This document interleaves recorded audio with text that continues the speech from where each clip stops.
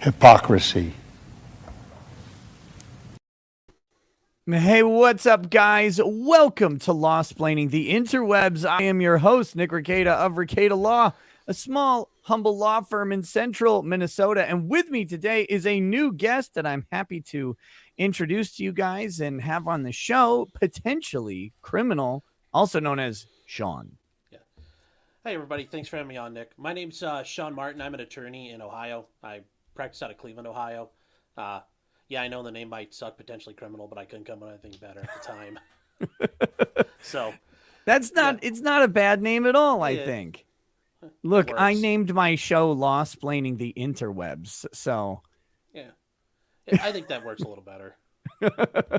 Well, we're already off Yeah. to disagreement, so this is very promising. So how you doing, man? Well, I've had better days. I got nuked with a copy strike, so that was great. Yes. Okay, so you got hit while live too. So you Yeah. can't stream for a couple days, right? Yeah, for like another 5 days. Yeah, Law and Crime dropped that copy strike like a JDM in a fucking Afghanistan wedding. It was brutal. Jeez. Can you you're really quiet loud. on my end. Can you turn your mic up? Yeah. Okay. We'll that better? troubleshoot some audio. I was talking, Trayvon. Is that better? Little bit. Yeah, hold on here. How about that? It's about the same. I wonder if you have if it's pulling from the right mic for you Oh, hold on here. in StreamYard there. Is that better? No, it's still the same. I'll just bring it closer. That works. Yeah. Hopefully that helps. Oh, yeah, that's better. Okay. Perfect. Yeah. Perfect. Okay, so yeah, right out the gate, we'll start with this. So you were covering a trial. What trial were you watching? It was the Michael Barasome. It was the Olympic horse trainer. I don't really know much about it, but some of the people in my chat wanted to watch it, so I thought, sure, why not? Partway through it, I got nuked, so that was fun. That was fun to find out because I'm sitting in my office doing work, and all of a sudden, I switch over to it, and I look up, and my mods at Discord are like, "Oh God, I got nuked," and yep. So Yeah, you know what? Like, I'm really curious what the media order is for that. This is the thing that has been ever since Law and Crime came after me. I'm like, okay, yeah, but does the media order say you can do this? Because I think they took liberties with mine with Chandler Halderson because the media order was fairly sparse. But in both Rittenhouse and Kim Potter, and I think even in Edgecombe, the judge basically said you don't have a copyright act. You don't have a copyright claim on any of this stuff. You have to make it accessible to everybody.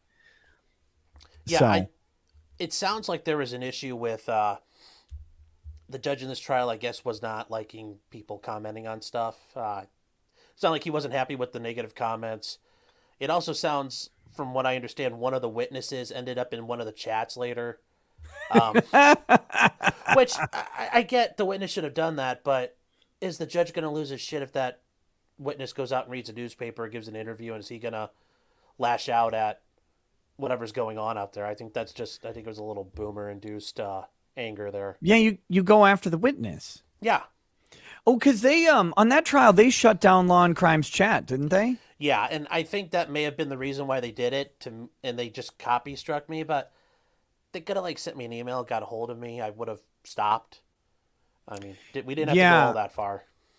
Yeah, they're not good at that whole communication thing. Interestingly, they want you to communicate with them, but they don't bother communicating with you.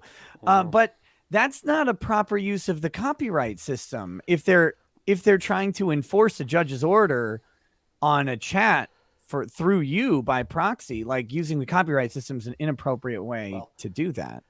That part's speculation for me, but I assume that's kind of where they were going with it. Yeah. So. Well, I'd be curious what the Is that in New York? No, New New Jersey. Jersey.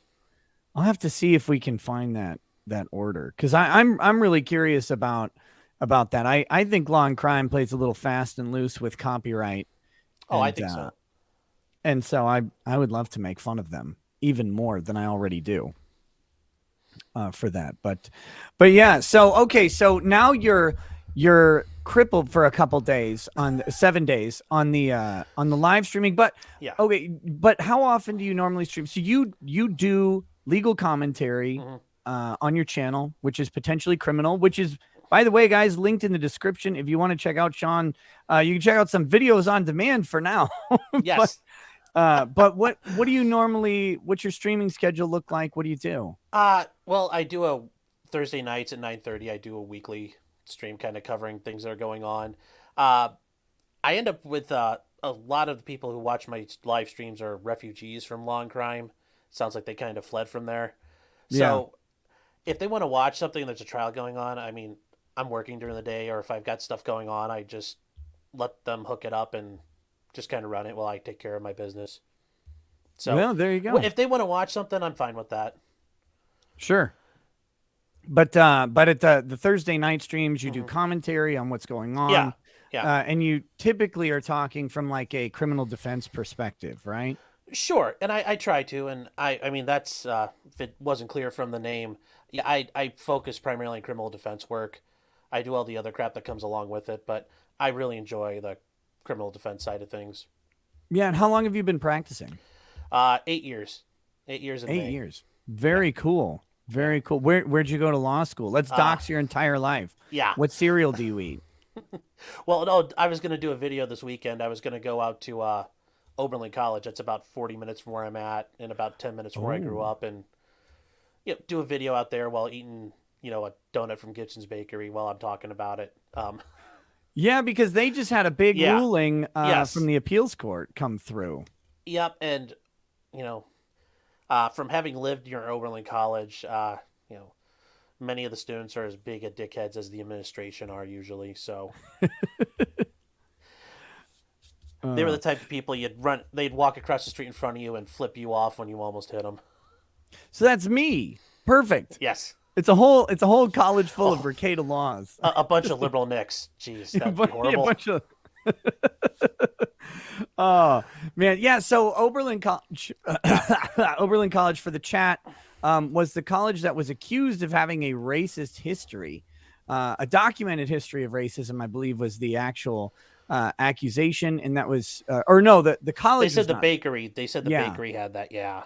right. The college accused the bakery, and the Hmm. college staff were distributing pamphlets that said this stuff. Hmm. And this was in response to the owners, I guess, detaining someone who was stealing from the bakery. Is that somewhat accurate? Yeah, some kids were shoplifting and they got stopped. There was a big scuffle. Then it turned into, oh my gosh, they were racist because they did happen to be black. The kids ended up being in court, admitted, no, it had nothing to do with race. We were trying to steal stuff. Then the Right. school, they started actually abusing the contracts that the bakery had with the school and started causing all kind. They were really, really malicious. So they Yeah. deserve every bit of that judgment against them. Right. And the judgment was something, it was like 36 million plus like 6 million in legal fees or something like that.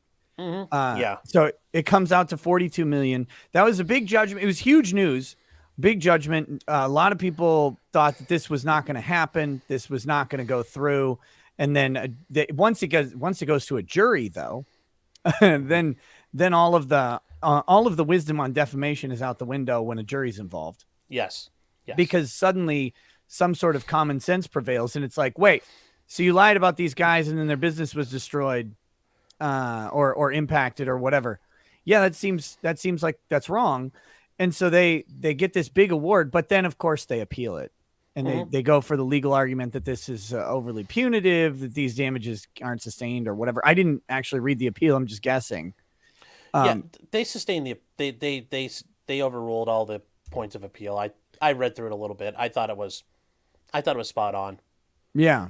So So the award, the full amount of the award was sustained. by the appeal, and now Oberlin College has to pay this bakery $42 million. Yep. They've got like $1 billion endowment. They'll be fine. Yeah, Couldn't they happen to should have. nicer people, though. They should have ordered the endowment over to the bakery. What do you want? Oh, that would have made my day if they had done that. Okay, hold on. 1 second. Okay. I gotta help a little one real quick. Oh, that's fine. Um, so who has it said that? Progressive Santa? Yeah, I'm not far from it. There's days where I think Pinochet should be thrown out of a helicopter.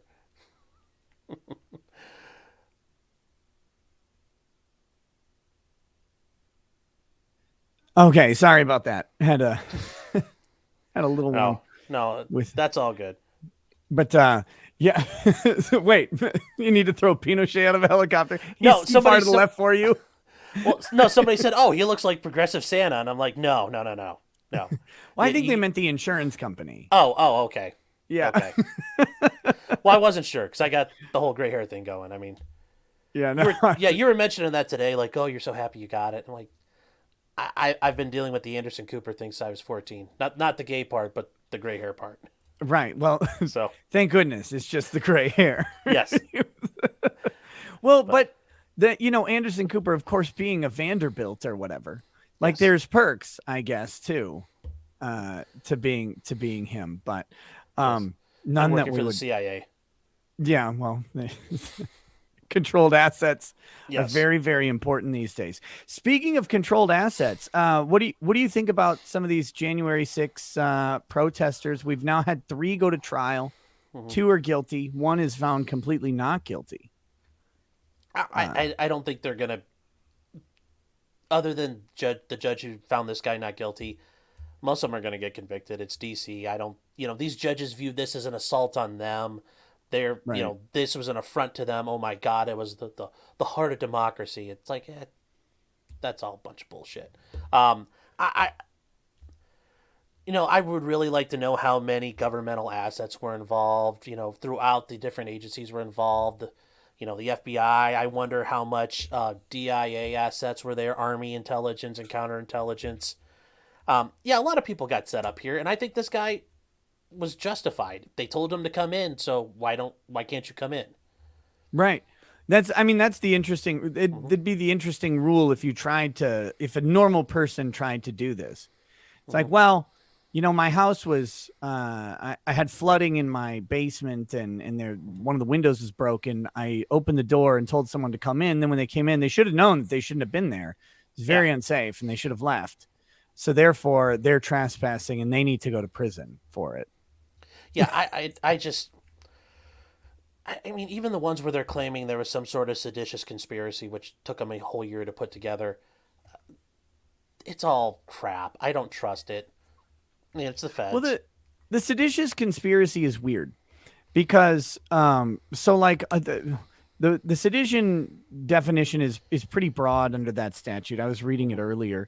But the conspiracy aspect of it is what I'm missing, because I'm not so sure that anybody went into the building and they coordinated the effort to get into the building with the intention of stealing stuff from, I don't think anybody thought that was going to be what happened.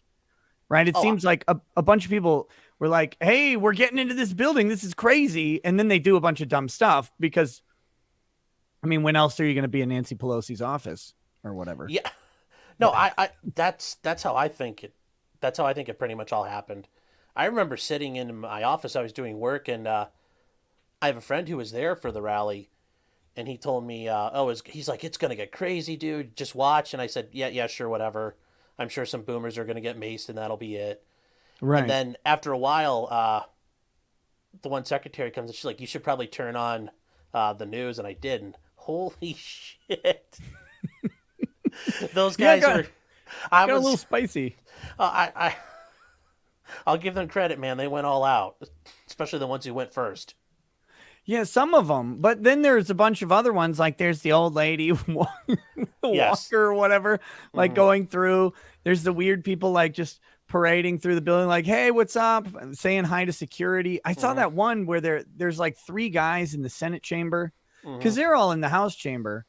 for everything. And so these guys are just in the Senate chamber, and the security guard comes in, or the cop or whatever, and he's like, "Hey, y'all need to leave," like, and the guy's like, "Oh, don't worry, I'm making sure they're not breaking anything." It was Yeah. so weird. It was like this, and then And you see like the news coverage, and it's like 8,000 protesters hell bent on the murder of Mike Pence have gathered at the Capitol. 9/11 times 9/11. No. Oh, yes. Yeah, this wasn't that big a deal. I mean, yeah, was it not nice? Sure. Was it kind of embarrassing for the country? Yeah, but I mean, America's got a history of doing dumb shit, so it's okay. if that's the most embarrassing thing, like the embarrassment to the country, in my opinion, was the response, because they knew there was going to be a huge crowd there. We've Mm-hmm. seen them deal with huge crowds of people at the Capitol building before just fine. They underdeployed the assets that were available. Donald Trump had specifically given command over the local or the DC um, National Guard. He'd given over command to the local, I think, to Capitol Police on that one. Said, "You guys take care of this. Make sure everything's okay." So like everything was in place for them to handle this in a normal fashion, the way they would handle any other large group. And we know they had tons of data that there were going to be large numbers of people there. And then for some reason they staffed it like your average Tuesday or whatever. Yeah, no, I agree with you when you said it before. Yeah, this just all of a sudden, this just happened to work out this way where nobody was able to do their job. None of the security protocols worked out. It was just a big oopsie poopsie. Yeah. I don't. Yeah, I mean, it was a setup from the word go, and these guys all took the bait. Yeah. So, A lot of that going around. Michigan, of course, having their uh, own "these guys took the bait" moment. well, I don't. I still think in that one, it didn't even take the bait. It was, I mean, the feds just set it up from the start. I mean, they've done that notoriously with Muslim guys. They get them set up they talk them up in chat rooms and get them all fired up, and then they hook them up with the agent who sells them the fake bomb. I mean, they do this shit all the time. The FBI, I mean, they've been crooked since Hoover was in charge, and he's been in charge since the founding. So that Yeah. should tell you Well, something. my parents were at a hotel, and I think I can't remember if it was their hotel or the hotel right next to it. This is Mm-hmm. in Chicago several years ago, and it was one of those setups. The FBI had done a sting cell of a dummy bomb device to a Muslim extremist guy, and he actually planted the device, thinking it would go, like, he made the purchase, he planted the device at the hotel, thinking it would go off, and then of course it was completely useless. Mm-hmm. But and so then they arrested the guy. But it's like, was the guy actually wanting to blow up a hotel in Chicago? Like, was that his goal originally, or was that something that was devised? And that, we'll never really know. Well, I mean, if you can't trust the guys who shot Vicky Weaver in the face, I mean, who can you trust? Yeah. Oh, Whatever you guys do, don't Google Ruby Ridge. you're right. Don't do that. Very, very dangerous. Very dangerous activity. Okay, well, hey, let's so we've got some stuff to talk about here. Mm-hmm. I wanted, you're a criminal defense attorney. There's always big updates in the world of criminal defense. You want to talk about one in Ohio Yes. that's going on very specifically. So I want to do that, but I also just kind of want to get your opinion on where criminal justice is, and I think maybe we can couch that in the realm of Ketanji Jackson Brown, the newly anointed Supreme Court justice, who has what I would consider a problematic history of sentencing. That's putting it nicely. Yeah, well, look, I'm nice, if nothing, if not a gentleman, and so yeah, I'd kind of like to talk about that, and then we could talk about some trials that are going on, and just kind of see where the evening takes us. But why don't you update us on the big law change that just happened there in Ohio? Because Yeah. you had a warning for the chat.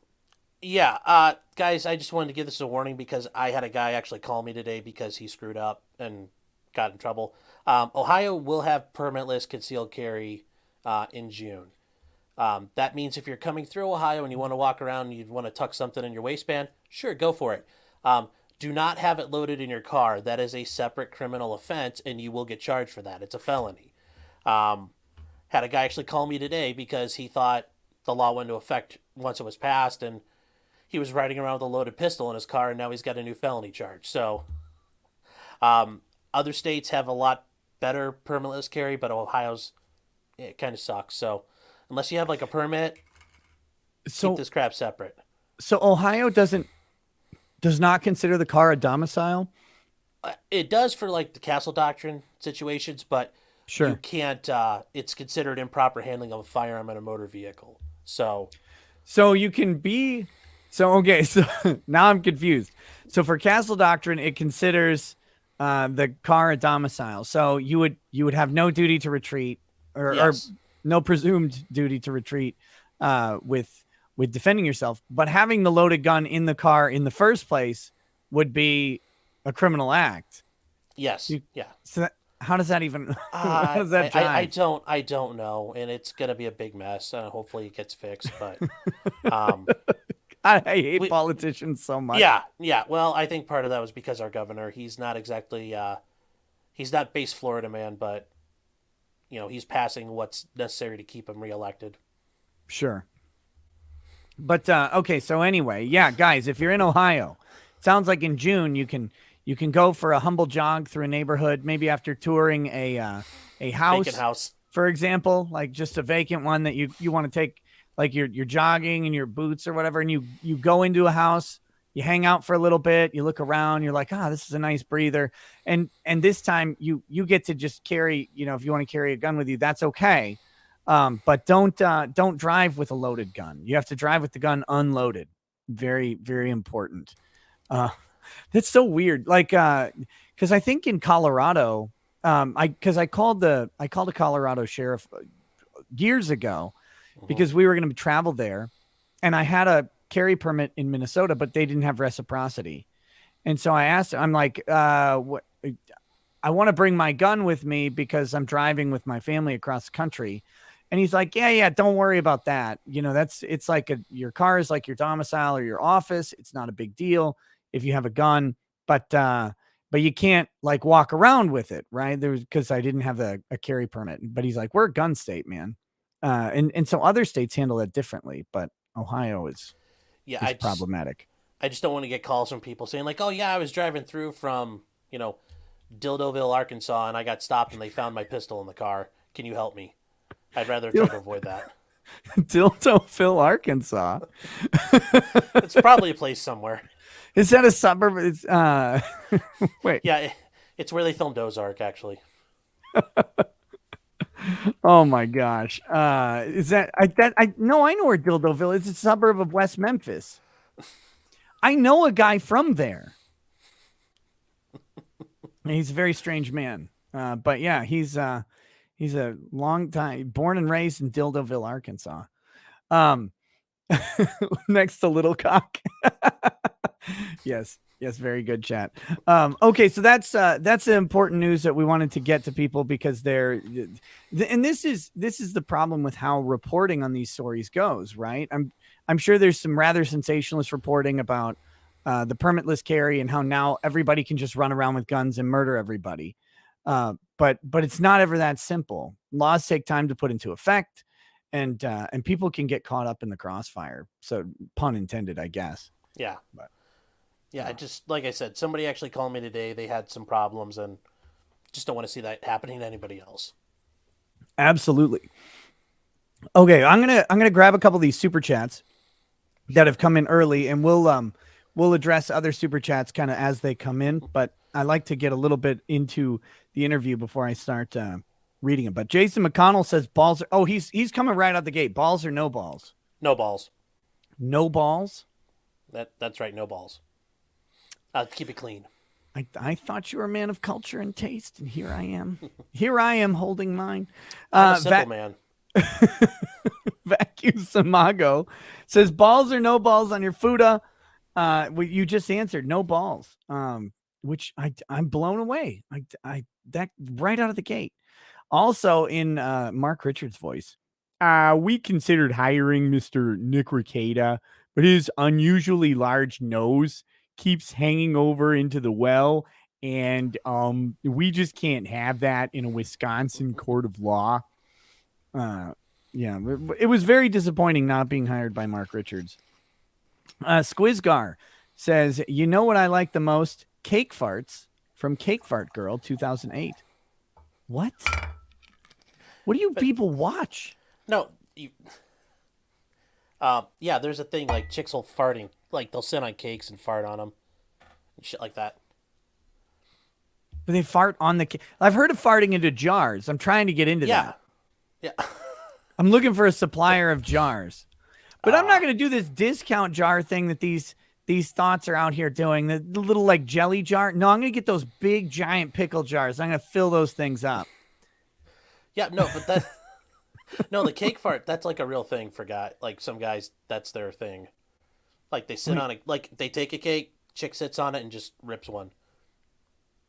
I'm. Do they then like? Do they eat the cake? Like, or did they just watch this? I I, I didn't really want to study it that far to know what happens after that point. I mean, I somebody had told me about this when I was in college. I'm like, this sounds like it's completely made up, but I, fired up Google. It's like, well, this is real, and 15 seconds of it was good enough for me. Cake farting's a thing. Okay. Well, I know what I'm Googling later. Flower Child says, I have a very important question. Can an Amish person be charged with operating a vehicle under the influence of alcohol if they were pulled over in their horse pulled buggy? Are horses and buggies considered vehicles? That happens. Yeah, I think it depends on the state and how they It happens. consider it. It happens all the time in Ohio. Yeah. Hmm. And it can even happen with a bicycle. Like you don't even have to be Amish. You could just be a person with a bicycle and be hammered on that. And in some states, that's considered a vehicle.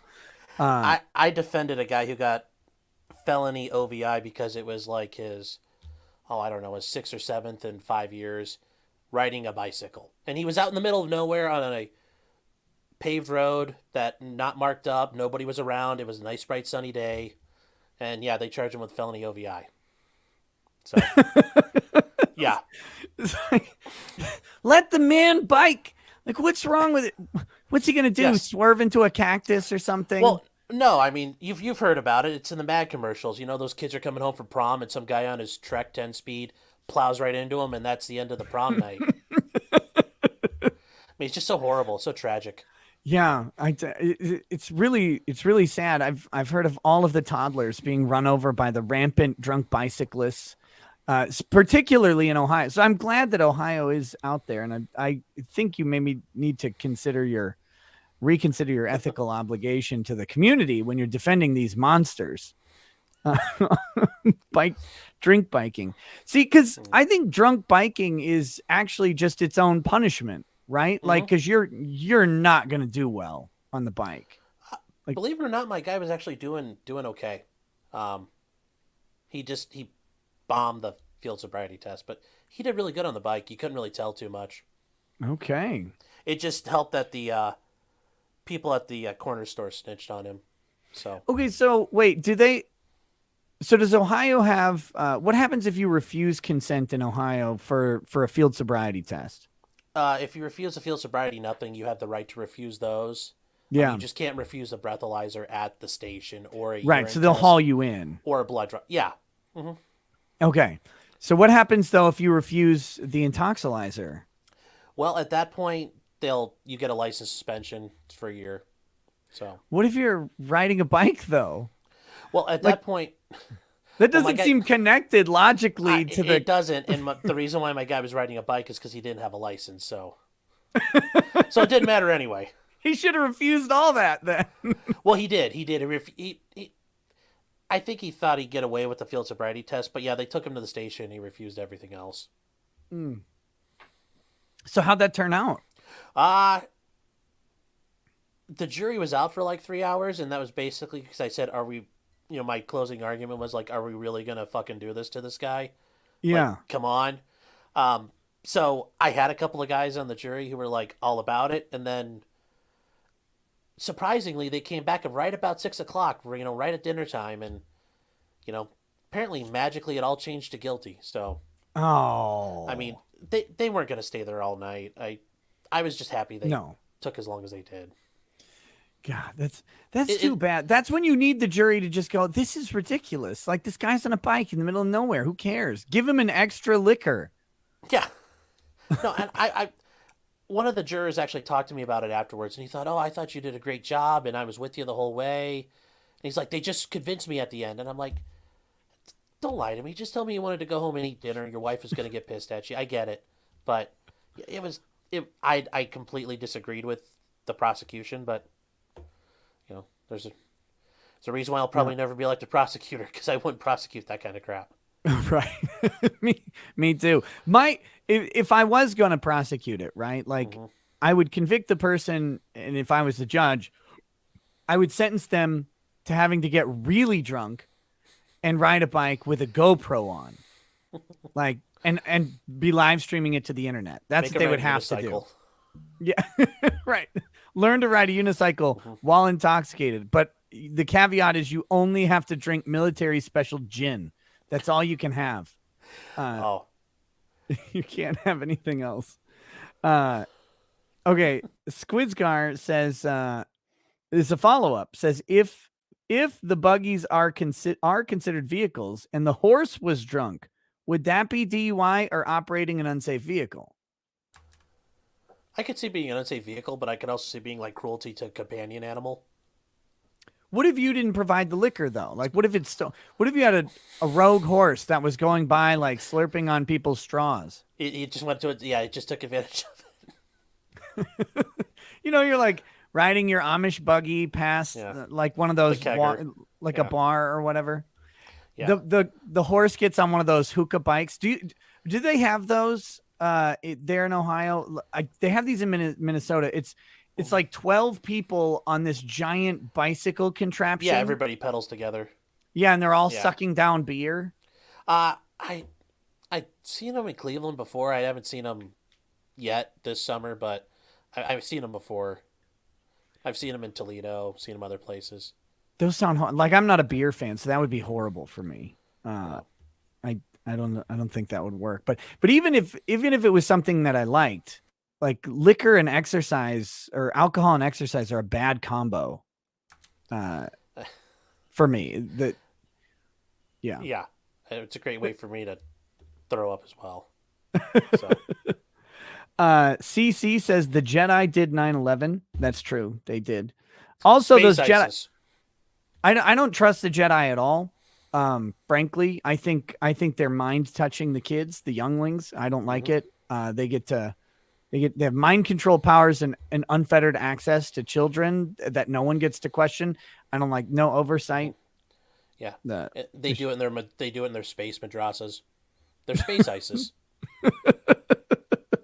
I don't think the Empire did anything wrong. No, I was saying this. I was talking about how the entire series is commie propaganda against the Empire. They have this extrajudicial force, the Jedi, that polices the whole globe. They have a democratically elected ruler that is just trying to quell an insurrection within the rank. Like, this is and the insurrectionists. I mean, they're blowing up entire stations with thousands of people Hmm. on them. This is disgusting. Yeah, not a surgical strike at all. Yeah. Just horrifying. Like actual acts of terrorism. Yes. Um Seth Covington says take a shot for freedom. FJB FJT. What's FJT? Uh I don't know. Because I get the FJB. I understand that one. Yeah, I agree. I agree. What's FJT, guys? Oh, Justin Trudeau. Oh Yeah, yes, okay. yes, yes. Fuck Fidel, son. Like, I forgot Canada existed for a while. Thank you, chat. Here I am, blissfully going on as a proper American. I don't even remember that Canada's, it's like a hat that you've had on for 4 days and you just forgot that it existed. And there I was. And I'm like, oh God, the day's great. America's cool. And then you reminded me that that Canada exists. So now I'm thoroughly pissed off about that. That's awful. But I will take a shot for freedom. The Kenosha kid says rackets Digging Potentially Criminal. Checked out his channel and made sure he knew you sent me.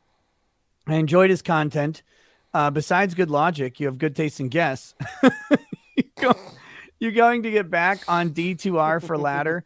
I don't know if I'm going to get back on Diablo 2. I'm having too much fun with Elden Ring, and I just bought the gold box D&D collection that just got released on Steam. So I think after Elden Ring, I might go back to some old school D&D gaming. I got to see how they play. And I'm glad I just got a 3090 Ti to play those old SSI games. That'll be perfect for dungeon hack and stuff. Elden Ring's next up for me, so. Oh wait, so you're a gamer too? Well, Of like some a little bit, like not like big time gamer, but yeah, I game. what have you been playing lately? Well, I get a little like autistic when I play. Like I just play the crap out of a game straight through. Right now it's probably gonna get me all boomered here in your chat, but I've been playing Good. Squad a lot for the past like probably like 300 Squad? hours. Yeah, it's a desktop. It's like a walking simulator where you get to shoot people occasionally. Um, think of it like Command and Conquer. It's so but it's Detroit. Yes. Think of it like Command and Conquer, except you're like actually in a squad and you have to do like, you build your bases and you kind of advance through spawns and you actually Sure. have to do teamwork. But it's one of those games where you kind of see the guy at like 200, 300 yards away and you see a flash and sometimes your head explodes. So, Oh, okay. yeah, Yeah. or it's kind of like a Ukraine simulator. You're riding along and a Russian APC just shreds you apart out of nowhere. Okay. So, I think I have seen I think I've seen the game yeah, like advertised, but I've never played it. sure. Yeah, Okay, wait. Okay, go ahead. Sorry. You can it, wait in a second, but go ahead first. okay, yeah. I mean, I'm waiting for Space Marine 2 to come out. I'm looking for that. I was going to say, I was reading your about section Yeah, and you referenced the Imperium of Man. yeah. Oh, I'm out the Empire. So I wait, love the so you're a Imperium. Warhammer nerd then? Yes, yes. I will say I'm a fan of the Smurfs, though. I like the Avenging Sons, but I mean, I could say the Black Templars, and yeah, they're cool, but that's like saying you like the No, Yankees. Everybody Black likes the Black Templars are too Templars. much. Oh, I like those It's guys. I like them. I like them, but they're too much to be a favorite. Like Space Wolves, right? Like they're Yeah. too Viking, No, I right? agree. Yeah. Like the Ultramarines are great because they're like the Romans without all the gay sex. That you know of.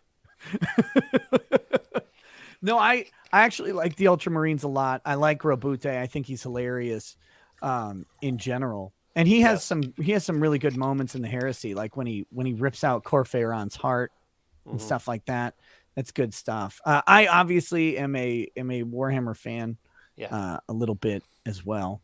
Mhm. But so what do you play the tabletop or No, I luckily avoided that money hole in life. I was in high school, I did some miniatures, and then I knew guys at college who played tabletop, and then I saw how much money that you had to sink into that, and I'm like, yeah, I it's could it's go drink beer unreal. or do other stuff, or go buy Yeah. guns or something.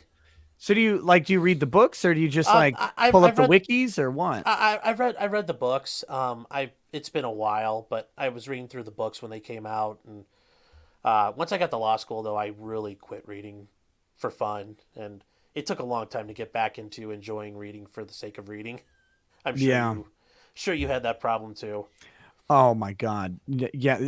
It's well, no, actually I had a little bit of an opposite experience for a while. I was reading a ton for pleasure after law school, which was good.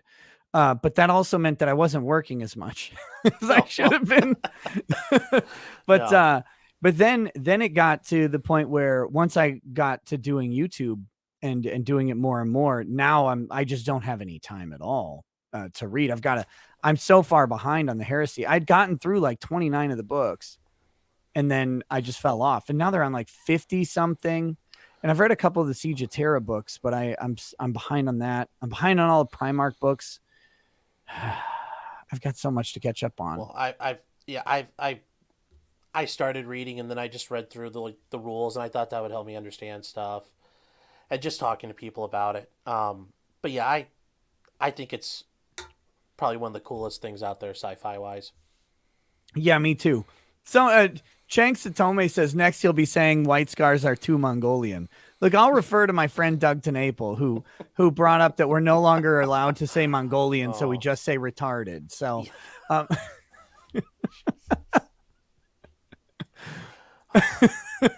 uh, no, the white scars are funny because they're like Sonic the Hedgehog, but with Yes. guns. Oh, Um, somebody asked if I do any fanfic. Yeah, I do. I do a lot of shipping. I do a lot of. yeah. I'm trying to do Sonichu joining the Ultramarines. do you watch Flash Gets on YouTube? Are you familiar? No, no, I'm not familiar. Oh, buddy. I'm going to help you out. Okay. I'm going to help you. I'll send it to you. I'll All tell right. you what it is, but I'll send you a link as well.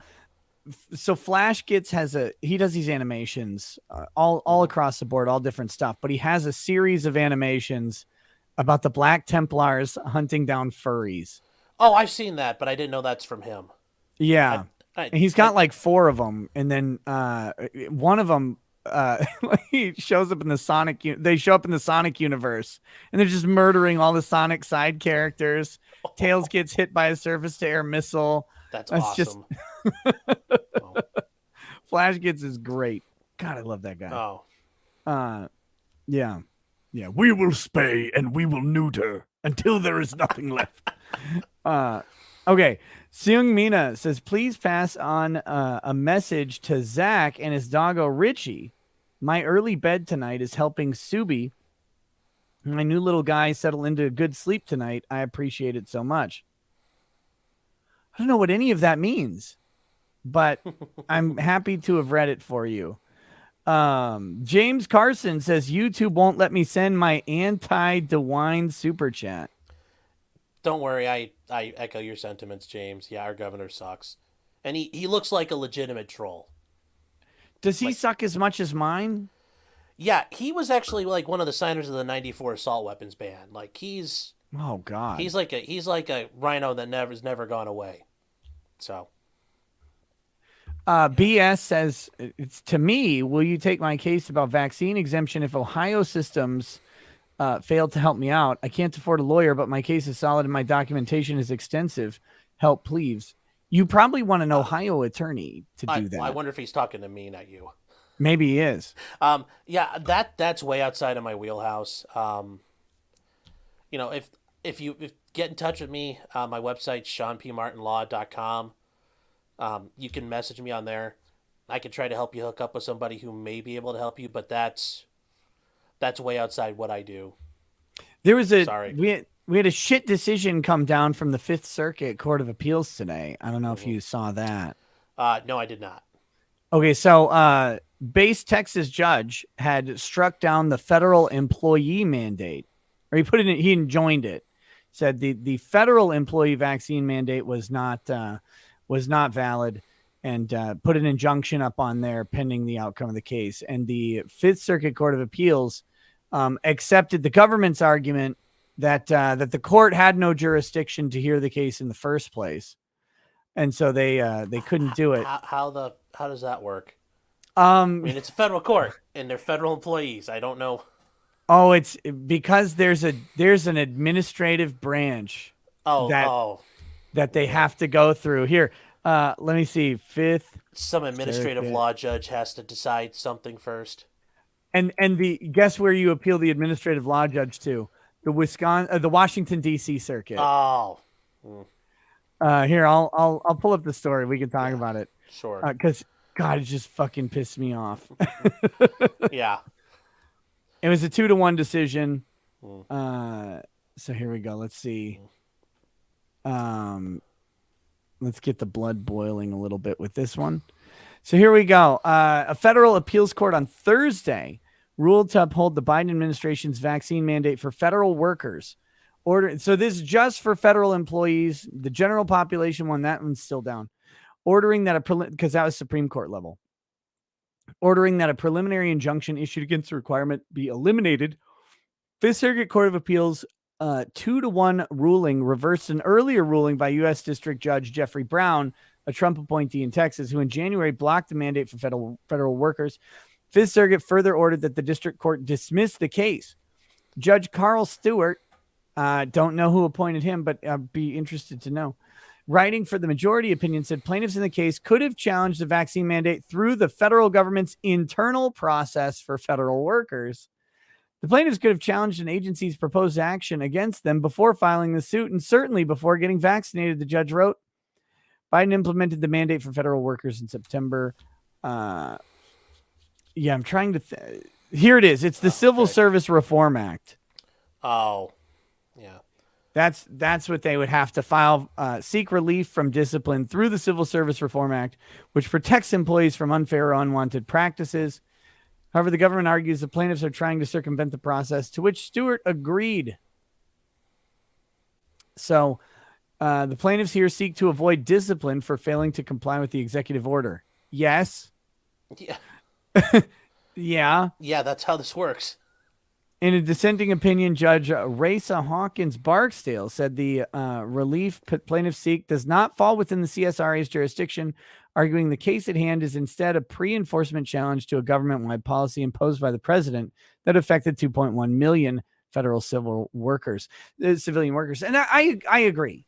Like you said, these are federal employees with a federal mandate going to federal court to resolve an imposition on their liberty, right? I think we can also probably safely guess, if you followed this Civil Service Relief Act, how many of them would actually get an exemption? Probably zero. None. Yeah, zero. The Civil Service Relief. The last thing I want on earth is to go before an administrative law judge. Yes. With my issue against the government that pays the administrative law judge's salary. Like, people do win, but I don't want those odds. I want to go before a regular judge who's got a lifetime appointment and can say F off to the government all they want. Yeah, it's just how it is. Also, you guys are saying, like, I'm unlocking Kurt in his final form. Like, if that means Kurt comes out with a rocket launcher, I guess, good for him. I'm just waiting to get the stamp approved on that. Yes. Wait, do you have a rocket launcher? Yeah, like over my shoulder. That's an RPG too. Oh, they're propped against the bookcase. I see it. Hold on. Damn it. I'm trying to max you out. Okay. And I'm really bad at it. This is what I need to do. Yeah, there you go. Yeah. You just wait. So, but do you have any ammo for it? No, I don't. And the way it works is, it's kind of like a Panzerfaust, just that got upgraded. Came out, they developed these in the 50s.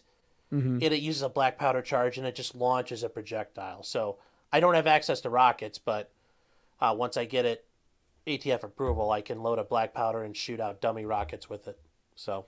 Right, so you can launch stuff. You just can't launch explosive stuff unless the explosive stuff has its own tax stamp.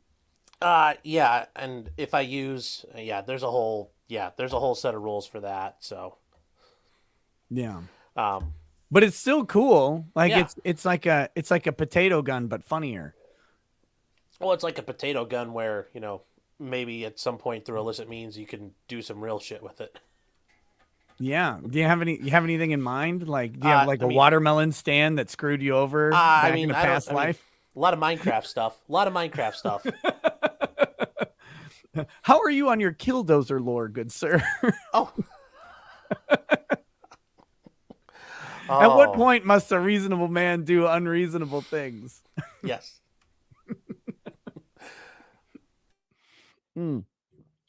Okay. Sung Min Mina 56. Follow-up explanation to that weird super chat. Subi is my new doggo, and Zach helped me help him adjust to his first night here. Just wanted to pass on that he is wicked cool for it. Oh, very cool. Good work, Zach. Good work. Helping the dog settle into a new home. Stooge Muffin Stuffin says, did you watch the Flash Kids video Harry Potter Special Ed? If not, you should. It's hilarious. I have not, but I will check that out. I don't like to show Flash gets his work on the channel. He's never like copyright claimed anything, but I want people to go to his channel and watch his stuff. Like he deserves all the credit for it. So I don't like pulling it up. I'm not Hassan here, right? Like I'm a capitalist. I'm not a fucking commie. Oh, CZ says Sean is my new favorite guest.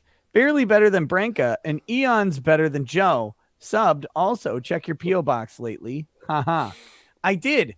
I checked my P.O. box. I did an unboxing stream. What did you send? Because I've got a whole bunch of stuff. Oh, wait a minute.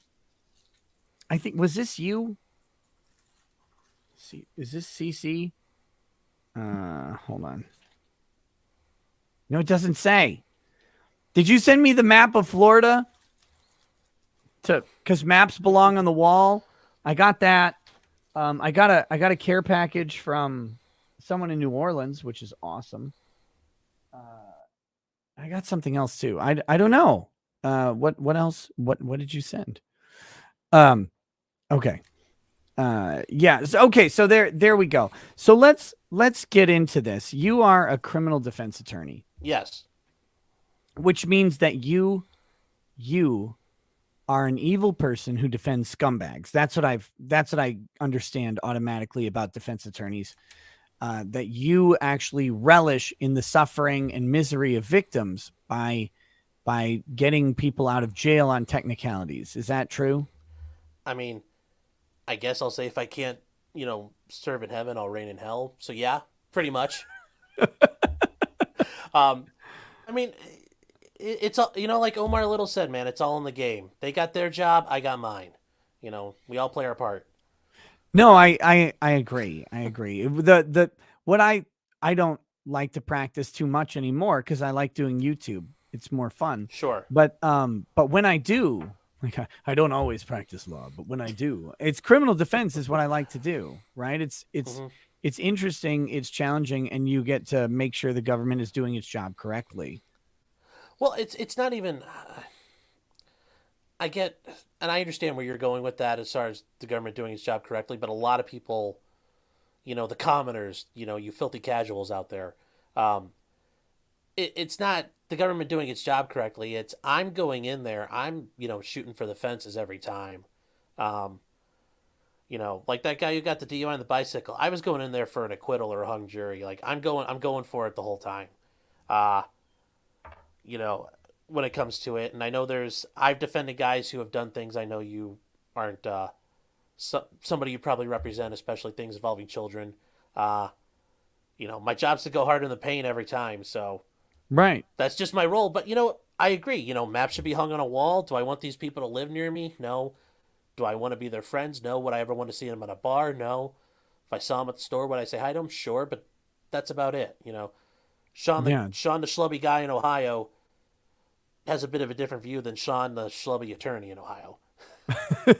Right. Well, so, but that's your job, and it's the government's job to defeat you when they know that someone is guilty. Right. Like that is the prosecutor's job is to present a case to a jury that says no. Despite Sean's best efforts, we know that this person did their bad thing, and they deserve to now go to prison for that bad thing. Like that's the rule. Yes. Yeah. No, and it is. And like 2 weeks ago, that's what happened. So, I had a trial, and jury took about 25 minutes. So, damn. Yeah. Well, without getting too specific, what kind of case was it? He was charged with felony stalking and also felonious assault. He had cut somebody with a knife. Just a knife? I mean, not even a machete? It was a knife. The knife was never found. I still think there was some hijinks there regarding the victim. I don't necessarily know how credible he was, but sure. Things were going really good until the prosecutor put up the whole text of like, I'm going to burn your fucking house down, and if you're not there, I'm going to go to your mom's house and get both of you. You can't stop me. That kind of sealed the deal. Shucks. Sometimes we just can't save them from themselves. Yeah. Yes. So And so did you again, if you can't talk about this, please don't. But Oh, did you I'll do you tell you when I know can't. did you know going into trial that these texts existed? Oh Or yeah, did no, they no, I got okay, discovery, and yeah. you Well, know, because sometimes they don't want to tell you or they try and conceal stuff or oh no, minimize no, or I don't. Daddy doesn't play that game. I will flip tables and act like a fucking savage and like act like a. No, I'll show my ass when it comes to that stuff. Um, no, in this trial, when we were getting ready for it, no, I know the rules of evidence well enough that I can wreak havoc and I can cause problems. And right. I started.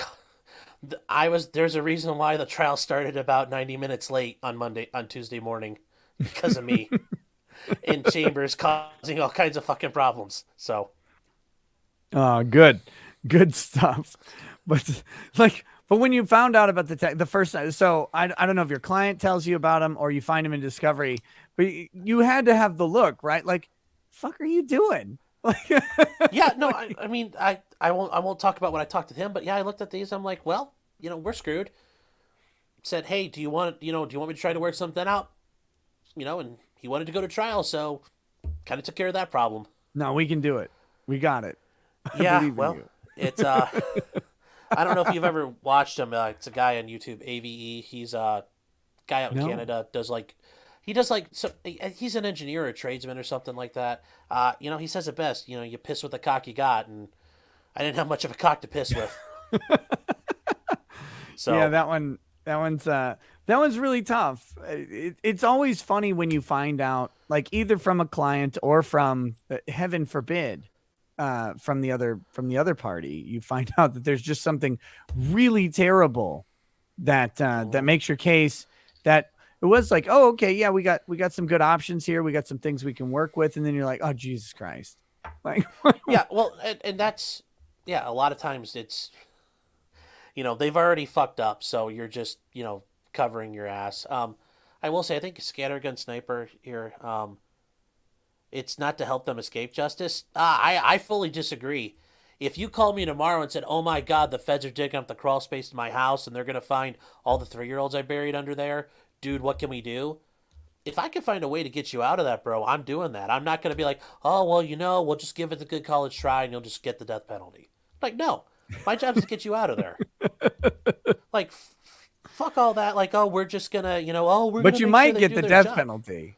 Well, yeah, but screw all that. Oh, we're just gonna make sure they do their job. No, my goal is to get you like ServPro, like those ServPro commercials, like it never even happened. Yeah, there Like you that's my go. job. Perfect. So all right, so I guess let's talk then. So you might have a different perspective, or not. I don't know with Katanji Brown Jackson. So this is some interesting. I think this is an interesting question because Sure. the big popular stuff that's coming from like guys like Ted Cruz and Josh Hawley Hmm. is that she runs light on the child pornography Oh uh, yeah, no, no, no. conviction. Her idea that you can treat child pornography like you're collecting Pokemon cards or something, like he just wants to get them all. He wants the collection. Right. You know, Yeah. he wants that he wants to be able to give a good coffee table book of like 10-year-old boys cornholing each other. No, no. There's a reason why he wants all that. No, I disagree with that all. That was completely mind blowing that she had that thought. Um, So what do you think about the sentencing though? Because the guidelines, like the sure. Hawkins case is the most extreme one. The guidelines say, Hmm. basically 10 years. It's like 8 to 11 years, Yeah, but no one gets that much time on no, these crimes. and I think part of it is, and I think you may have mentioned it before. Why is the DOJ going that low? I mean, from the defense attorney side of it, holy shit, this is awesome. Like we're getting smoking deals here. But like I said, there's Sean, the guy walking the street, who, you know, we should be burning through a supply of ammo to deal with this problem. Um, Right. I can't believe the DOJ is making those offers like that. Uh, Yeah, because I in can tell you his at the state case, level that it doesn't work out that way. no, I've never seen like correction. I had one sweetheart deal. One Hmm. sweetheart deal. It's first time offender. It was a female, which I mean that made it that helped a lot, I Yeah. think. And it was theft, and it was felony theft or receipt of stolen property, which gets prosecuted like theft in Minnesota. Mm-hmm. And so she was facing, several years in prison for the amount of stuff that was stolen. And we were able to plea it out to a misdemeanor with no jail time, like a $500 fine, and that was it. And then I think they even gave her deferred adjudication. So like a year of probation, and then everything was all good. So it's literally just $500 fine. That was that was it. And it was like the alternative, if they had, prosecuted it as a felony and gone with the guidelines, it would have been, I think, 3 years in prison or something like that. It's insane. Well, And but like normally the state is very strict with the guidelines when I've had cases. But I haven't done a ton either, so. well, when it comes to when I was saying like usually I don't get any good deals. Usually when it's crimes involving children or allegations of children, yeah, you're kind of hosed with what the offers are going to be. Um, but no, I've got some pretty smoking deals before. Like I had a guy who cranked off rounds through the wall of his apartment and almost hit a couple of cops. He only did like a year in prison for that. So like Nice. that. Well, it didn't help the cops on their body cam. Don't say they're the cops, and they're thumping on the door. And some gangbangers have already told my guy like we're coming to wipe you out, and he just starts Swiss cheese in the hallway. Yeah. So no, I don't like how she doesn't seem to think that's a problem. I think that for certain crimes there should be some sentencing done. Um, but once again, that's an issue if the state's not seeking it. That's a bigger issue for me. Like Yeah, why are they going low? that was they were the bad actor. Well, I when I was reading it earlier today, the Mhm. my thought was the only good actor in that case was the defense attorney. He requested 1 day in prison as the sentence, which is pretty funny. Um, I've done that but before. but that's his job. The state should be requesting the guidelines. Like they look at it, they say these are the guidelines. Here's why it's why we think they even found escalating or aggravating factors. And it's like, wait, you have aggravating factors. Why are you recommending 24 months? What the hell's wrong with you? Um, Yeah, and I will say I spent about 2.5 years as a prosecutor, in two different counties here in Ohio, and yeah, when it came to cases like this, I'd never was like, oh, it's okay, let's plea that one down. It's all right. No, I generally was like, you got indicted for that. You're staying within that range, brother. Have fun with this. You can argue sentence, but that's about it. So yeah. I don't. That's a part of that for me is frustrating in that sense that they were willing to do all this and yeah I get yeah oh great she went to Harvard, she's been on all these things, she's done all this stuff. That doesn't mean much to me. I mean Yeah, I don't really care. all these judges are part of the Ivy League mafia except for Barrett, and Notre Dame's like what, a top 15 school. Yeah. Nobody ever comes from Northwest Idaho Tech School of Law. It's always some Well, Ponzi. I will say my law school produced a Supreme Court Chief Justice of the United States and I think eight Minnesota Supreme Court justices. What school did you go to? William Mitchell College of Law, Okay. the shitty night school. Yeah. Uh, but and not like, look, the legacy of the Chief Justice was Warren Burger, who can eat shit for all I care. Oh Uh, wow. but they did. That was back before it was all Ivy League, right? Like Yeah. that was in the halcyon days of appointing judges. I think Berger even went to the night school. I think it was called the St. Paul College of Law at the time that he went, but it was the same entity Yeah. uh, that went through. But it's like it's just it's like, that's their selling points. Like we've produced 10 Supreme Court justices and one Chief Justice of the United States Supreme Court. It's like, oh, okay, Yeah. yeah, none recent. Like In the who last recently? 25 years. Yeah. Right. But It sounds like, when I was in college and you going around to the different fraternities and they talk about like famous people they've had and like, oh yeah, the 13th governor of like Missouri from like 1879. It's like, yeah, that's not. I don't care. Who have you done lately? Yeah. Yeah. Thanks for telling me a completely unrelated system that has nothing to do with the environment I'm coming into. Yes. Um, but no, I went to the school that had the schedule that worked for me, which was Hmm. evenings during the week. That's what worked out for me. I could not do the daytime 5 day a week schedule, and I could not do a weekend schedule. So I applied to one school and got in. It was great. It was great. I That's didn't pretty have much to how it be worked out for me. Yeah, I didn't have to be humiliated by a bunch of other rejection letters.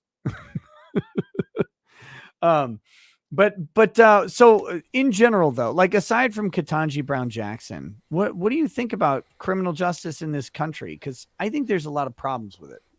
I do too, and I've mentioned this before a couple of times when I've had on my streams or some of my videos. Is just the concept of should we really be prosecuting this? I do think there should be a lot less law enforcement. I'm not saying abolish the police or any crap like that, but the way things are prosecuted, I think, should be really looked at. I mean, it's a big. I mean, if you haven't been prosecuted before, and I'm presuming a lot of your chat hasn't, it's a big fucking deal. I mean, Yeah, you get indicted, you're facing felony charges. They're serious. When I was a prosecutor, I didn't look at people poorly or look at them badly, but I wasn't coming in there. You're like, oh, I'm a nice guy, do that. I'm like, that. Tell it at sentencing. I don't. In the meantime, like, did you do this or not? And I believe you did it. Um, but there were times where I saw, and this is part of the reason why I don't do it anymore. Haven't done it in a while. Did we really need to prosecute this guy? Was this a charge that should have been brought? This should be a civil matter, or should this even be a crime at all? That happened a lot, and it happens a lot, and I think that there's just way too many people in the court system. I think. yeah, I think so too. Personally, one of the things that I um came to the realization of a while back and try and remind people is that every law ends with a bullet. And so the question is that when we're deciding what we're going to do, we're going to say, okay, this thing is going to be illegal. It's like, okay, do we want a bullet to enter someone because of whatever we're making illegal? And I think of shit like the with the Eric Garner case up in New York, Yeah, where selling it was Lucy's. yeah, it wasn't a bullet, but it's like they're enforcing a tax on loose cigarettes Hmm. that are being sold outside of the tax system.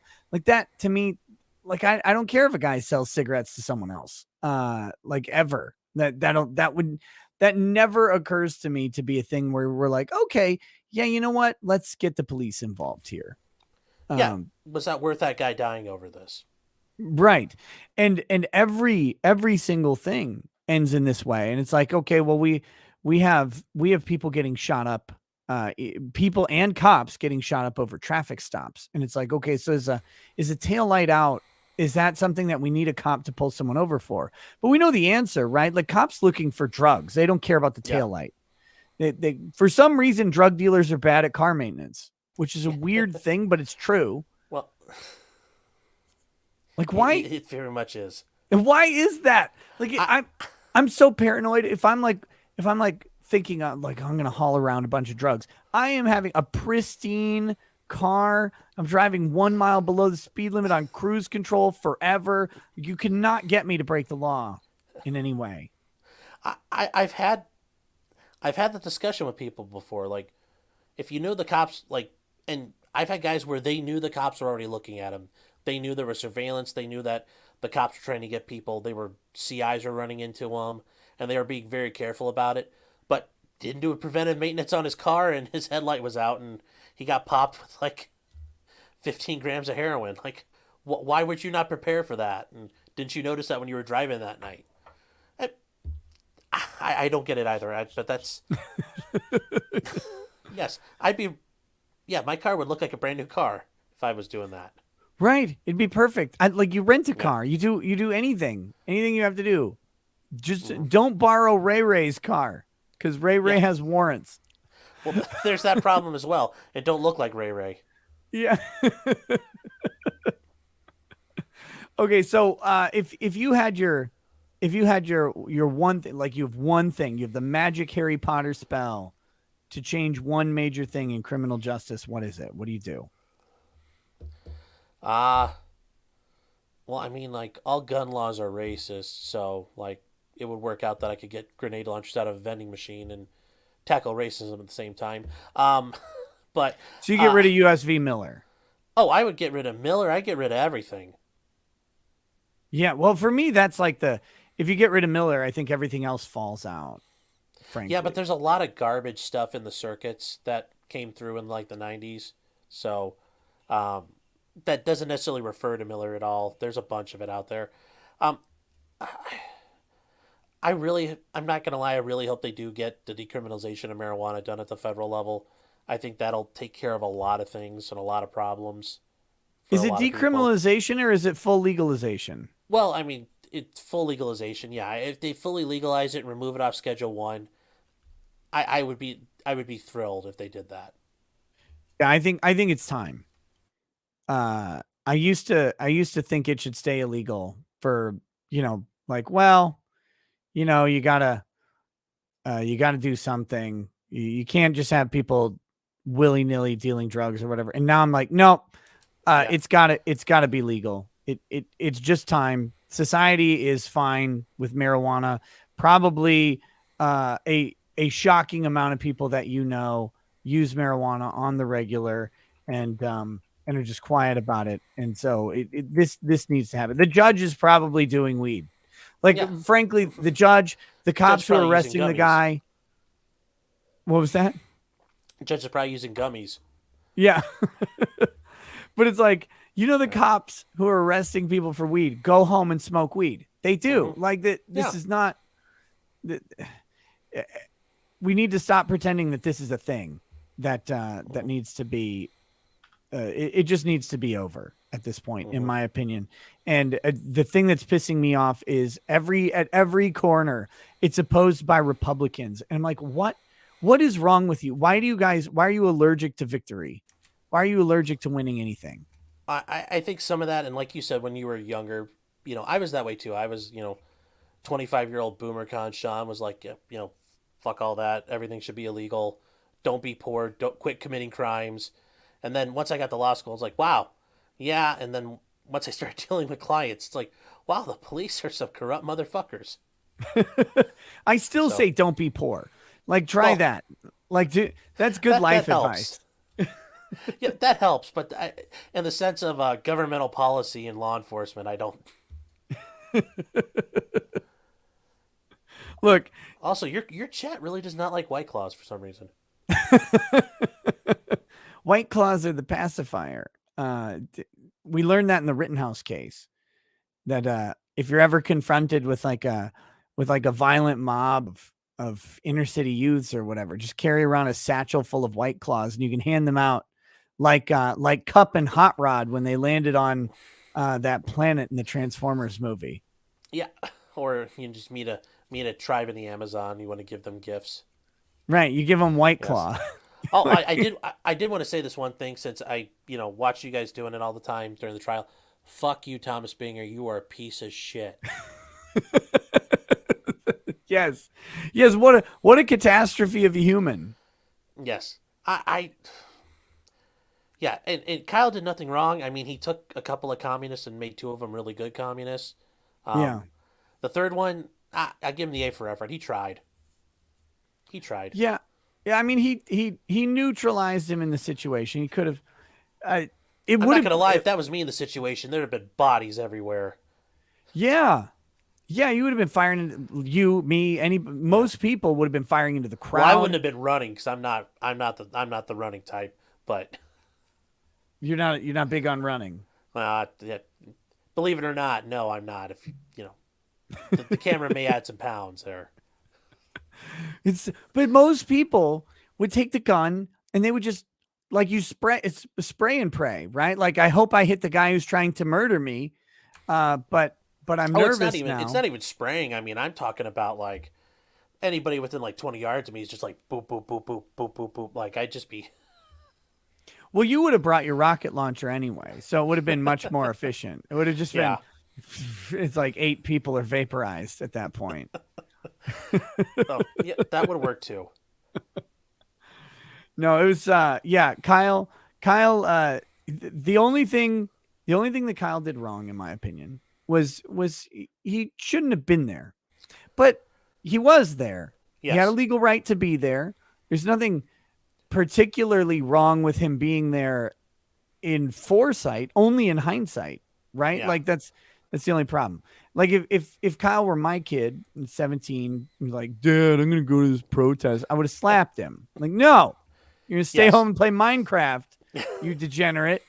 Yeah, I'm sure he would have, in hindsight, and I think he said this before, he would have much been better off sitting hunt home, eating Cheetos, and, acting like a little shitlord in a Modern Warfare 2 lobby. Like, he probably would have been better off doing that. But he Yeah, didn't, so that's the reality you have to deal with. his F slurs per hour rating should have been way higher. Right? He Yes. should have been. That's what he should have been doing. Yes, thank God he wasn't using the gamer word when this all went down. Yeah, no kidding. He left that to the weird little Rosenbaum or whatever. Yeah. All right. That guy was a gem. Oh, yeah, that's. He was a boon to society. Oh, I know, that's a sad, MIT lost a lot of people who were going to enroll in the fall that night. Well, like I'm surprised they all didn't get posthumous degrees, like Trayvon Martin or whatever. He got his aerospace engineering degree. That was nice. Like, are you joking, or did that really happen? No, hold on. Okay. Uh, I could see him getting a physics degree given the physics that were applied to his body, but oh, here we go. I'm gonna pull up the news story for you because this is so amazing. Like this wasn't a meme. Here you go. Florida University to award posthumous degree to Trayvon Martin. Here he is. Look at him with a plane. you Or serious? whatever. Oh my Trayvon Martin, god. the Florida teenager whose shooting death by a neighborhood watch volunteer in 2012 prompted a national debate. So this is in Oh 2017. my god. Will be awarded a posthumous university degree in aeronautical science that reflects Wow. the dream of becoming a pilot before he was killed. Yeah, he was definitely well on the path to an aeronautical science degree. Yeah. Man, Wow. if only Wow. Zimmerman hadn't intervened and stopped this brilliant young pilot. Southwest would have had a new star employee. Yes. He would have You know, eventually flown Air Force One for ladies and Barack gentlemen, Obama. today's lunch will be Skittles and Arizona watermelon drink. By the way, just as we come into the terminal, watch out for the pavement. I hear it's a doozy. But yeah, just insanity. Insanity. So, like, what degrees would they even award? Like, Rosenbaum would have gotten a degree in Childhood I, development. oh, Jesus Christ.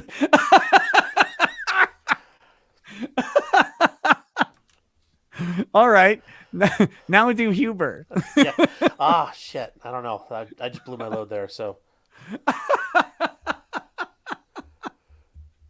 Oh no. Oh no, no, no. I don't even know what to say for Huber. I Uh, don't either. family studies, probably. Yeah. Oh my God. It's beautiful. Thank you for ruining my entire day. Uh, I am pleased. so, okay. So the first thing, so what you do if you can wave the magic wand is effectively take a look at just all the shit that we do, right? And say, do we need to be doing this? And Yeah. I think that's something that is undervalued and underappreciated, especially um, on the right now, and has been for several years because everybody wants the tough on crime candidate. Donald Trump's a law and order candidate. He was very popular, and there are some aspects of law and order that I agree with fully. Like we should enforce the border. Like Yes. that's a fundamental aspect of having a nation state and having borders is that those borders matter. And so, yeah, we want enforcement of the border, but do we want enforcement of marijuana laws. Like, no, I think they should be changed. Do I want rigid traffic enforcement? Not really. Like the parking enforcement. Do I want these little encounters with the police that are frequent and adversarial with the populace? No, Mm-hmm. I don't want those as much personally. Yeah, I mean, even when I run into the cops, I'm anticipating things to go sideways. Yeah, They I got don't, pulled but over. I'm ready for it to happen. I got pulled over while I was just down in Texas. And so I'm speeding all over Texas, 100% of the time speeding. I rented Everybody a speeds dot. in Texas, don't they? Yes. Yeah. Like literally, I was driving from Tyler back to Dallas to get ready to go to the airport. And I'm like going with the flow of traffic. I look down doing 95. And I'm like, God, I'm trying to pass these people and I have to go over 100 miles an hour to do so, which I'd rented a Dodge Challenger. It was easily able to do that. It was a lot of fun. But so I'm speeding all over the place. The one time where I'm not intentionally speeding because I was in Tyler, and Tyler's a nightmare.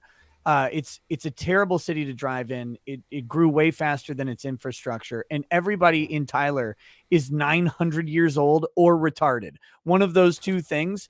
And so they like you don't want to be the first guy to go through a light when it turns green because some old geezer is going to come plowing through the intersection like 8 seconds after the light turns red. So you don't Jeez. want to do that. You got to wait.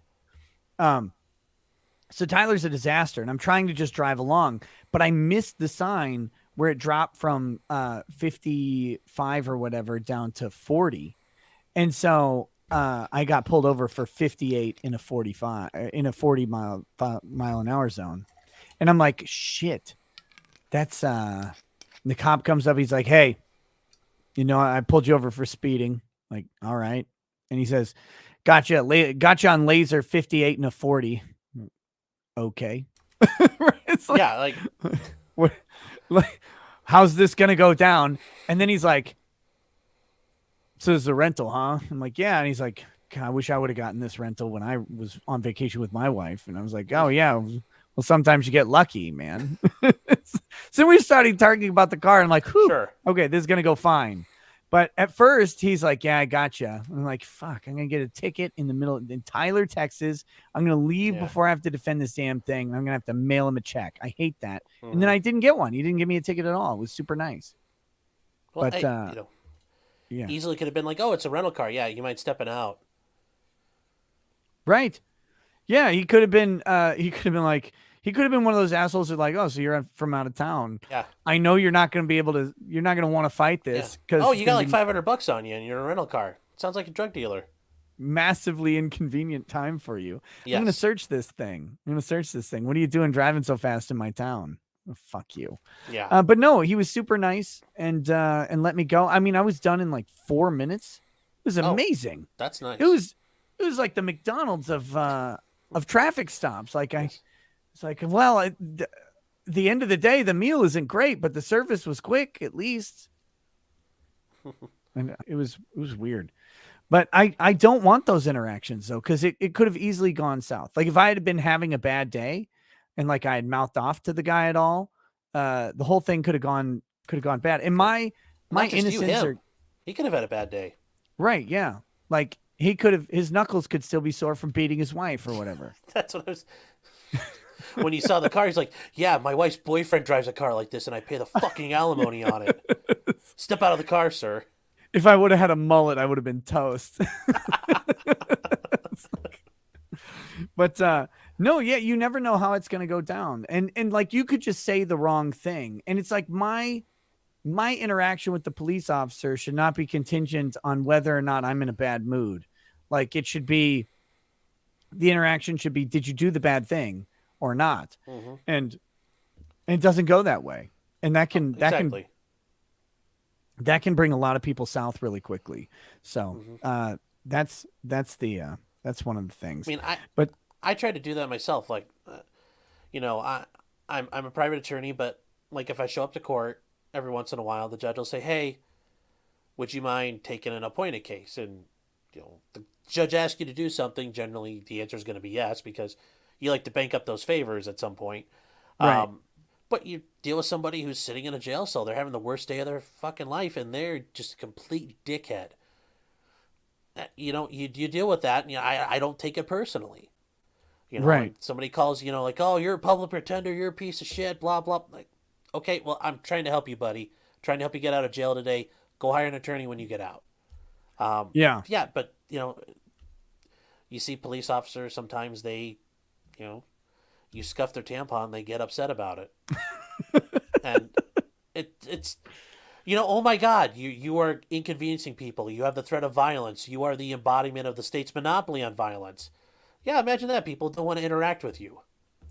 Right. Why would they? Like the likely outcome of this encounter is I'm going to have to go to court and then I'm Mm-hmm. going to have to pay like $250. Yeah. Like if that was my encounter with anybody else on the street, I would punch him in the teeth.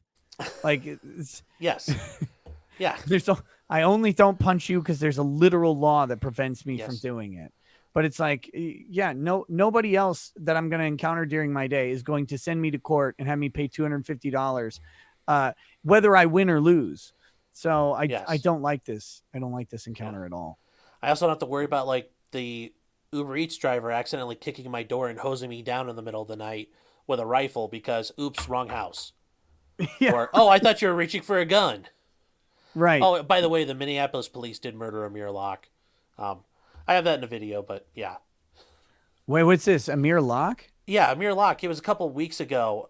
The police raided his. They were looking for his cousin, a guy who was charged with murder. And yeah, this guy, his cousin, was a bad dude. Shot up a dude with an AR-15 and all that. So Right. they go to where they think he's at, sleeping, and they do it like 6:45 in the morning. They show Sure. up with a tactical team. They breach, and all of a sudden, they just start screaming. Please, please get down, blah blah. Like all that, all the shit they do and make you say 15 things at once. Show us your hands, get down on the ground, all that. And Amir Locke's sleeping on the couch, and they kick the couch, and he wakes up, and he's got his piece sitting there on the table, which he's allowed to own. He's done nothing wrong. He's actually a good guy. Yeah. He grabs it, which, I mean, if I go to bed tonight and something happens, I'm grabbing tools, bro. It's not gonna. I'm not Right. coming out. I'm not coming out with my hands up. So they just ice him right there? Oh, they shot him apart. Jeez. And they're just like, oops, he was reaching for the gun. Well, yeah. And I kind of explained like, and basically you wake up and there's a flashlight in your face and people are screaming at you. Right. Yeah. Yeah, you don't shoot. Like I don't keep a gun around because sometimes my kids wake me up. Well, I don't have kids, so I can sleep with stuff ready to go, rock and roll at any time. So, Right. But at least it's not like yet. when the kids Oh, wake me up, like hold on, Nick. Somebody, Jay Hess is asking. He slept through the breach. They got a key from the landlord, and they just opened up quietly, did a quiet entry, and then they started screaming at everybody. yeah. So, yeah. I Like did a with video on it. with me, like my kids do this thing sometimes where they'll just come up next to you while you're sleeping and stare at you until you wake up. And I then used you to do it to my wake parents. Yeah, you wake up and there's this face staring right into you and you're like, Jesus Christ. Like, and it's like, you're lucky that they're out of range of fists or whatever.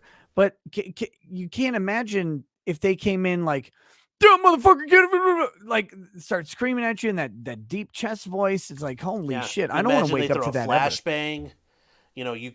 You can't hear anymore. Yeah, imagine that. Like it gets bad. Your wife's screaming, your kids are screaming, your whatever little pug dog you got's barking its head off, and you Yeah, don't know well, what the hell's going on. hopefully they'll flashbang the dog. Hey, It feels maybe Ian Miles Sean called in the SWAT. I don't know. maybe that's the feds will. If they're feds, they'll take care of your dog for you. So right. silver lining, silver lining. There you go. ATF. Yes. You're like, oh no, guys, come on in. That's actually, I don't know if the chat knows this, but this is an old defense attorney trick. If you're running from ATF, you just need a supply of puppies and you throw them behind you, and the feds will have to stop and murder each one on the way. And it's a good Yes. way to get some distance between you and the feds. Oh, hold on here. I bet this attorney voted for Biden. Like Yeah, yeah. Sure, let's go with I voted for Biden. Sure. Yeah, that's it. Yeah. Yeah, You all know, those Democrats all upset about Ruby Ridge and hating the feds. Yeah, that's a common thing. it's very, very Yes. like yeah. Everything you've said so far points directly to Democrat. I've Yes. got the very important political 8 ball, and it says Yes. it says this man is communist. Every single time I shake it, that's what it Yes. says. Actually, uh, no, it's that this is the problem. This is my current problem with the right, is that when you it's when you talk about like let's reevaluate a couple select things with how we do criminal justice, because when you get into the system, and really until you're in the system, either you've been through a criminal prosecution of yourself or a loved one, like a close loved one, or you represent people who do it, and the so one time I was talking about this, and a guy, and I've had lunch with him. He's a private attorney, but he does city prosecutions for a city in Minnesota. He like looked up my court record or whatever, and he's like, Hmm. "You've only had this many cases or whatever, and what are you talking about?" And I was like, "But it didn't take that many cases to realize like how shitty the system can be. Oh yeah. Yeah. It's like one. That's about all it takes." Yeah, like when I got out of law school, I worked in a public defender's office in Toledo. I know you asked it earlier. I went to the University of Toledo. Yeah, probably like the 10th best school in the state. Um, that's fine. I'll say it. They were the ones who accepted me and they let me work. I did the night program. Yeah, working in the public defender's office. Yeah, a lot of people come in and say, "Oh my God, the police were corrupt and they did," and a lot, a good number of those people. Yeah, this is all bullcrap. But then there's a lot of them where you're like, wow, the police really did fuck you over. And This really it's the shouldn't be little here. things. Yeah. It's the little things. It's like, oh, they kind of fibbed up on a report on a search or whatever. Like Yeah. when they wrote I talk about this case a lot, but I had one where they arrested my clients for illegal possession of THC oil. It was actually Sure. CBD oil, and it was perfectly legal. But the cops suspected it was THC just because, based on literally nothing. And they said they did a field test. Well, they never actually provided the incident report that included a field test until I demanded it months into the process. And I finally get this thing, and they had just typed it up like a week prior. Yeah.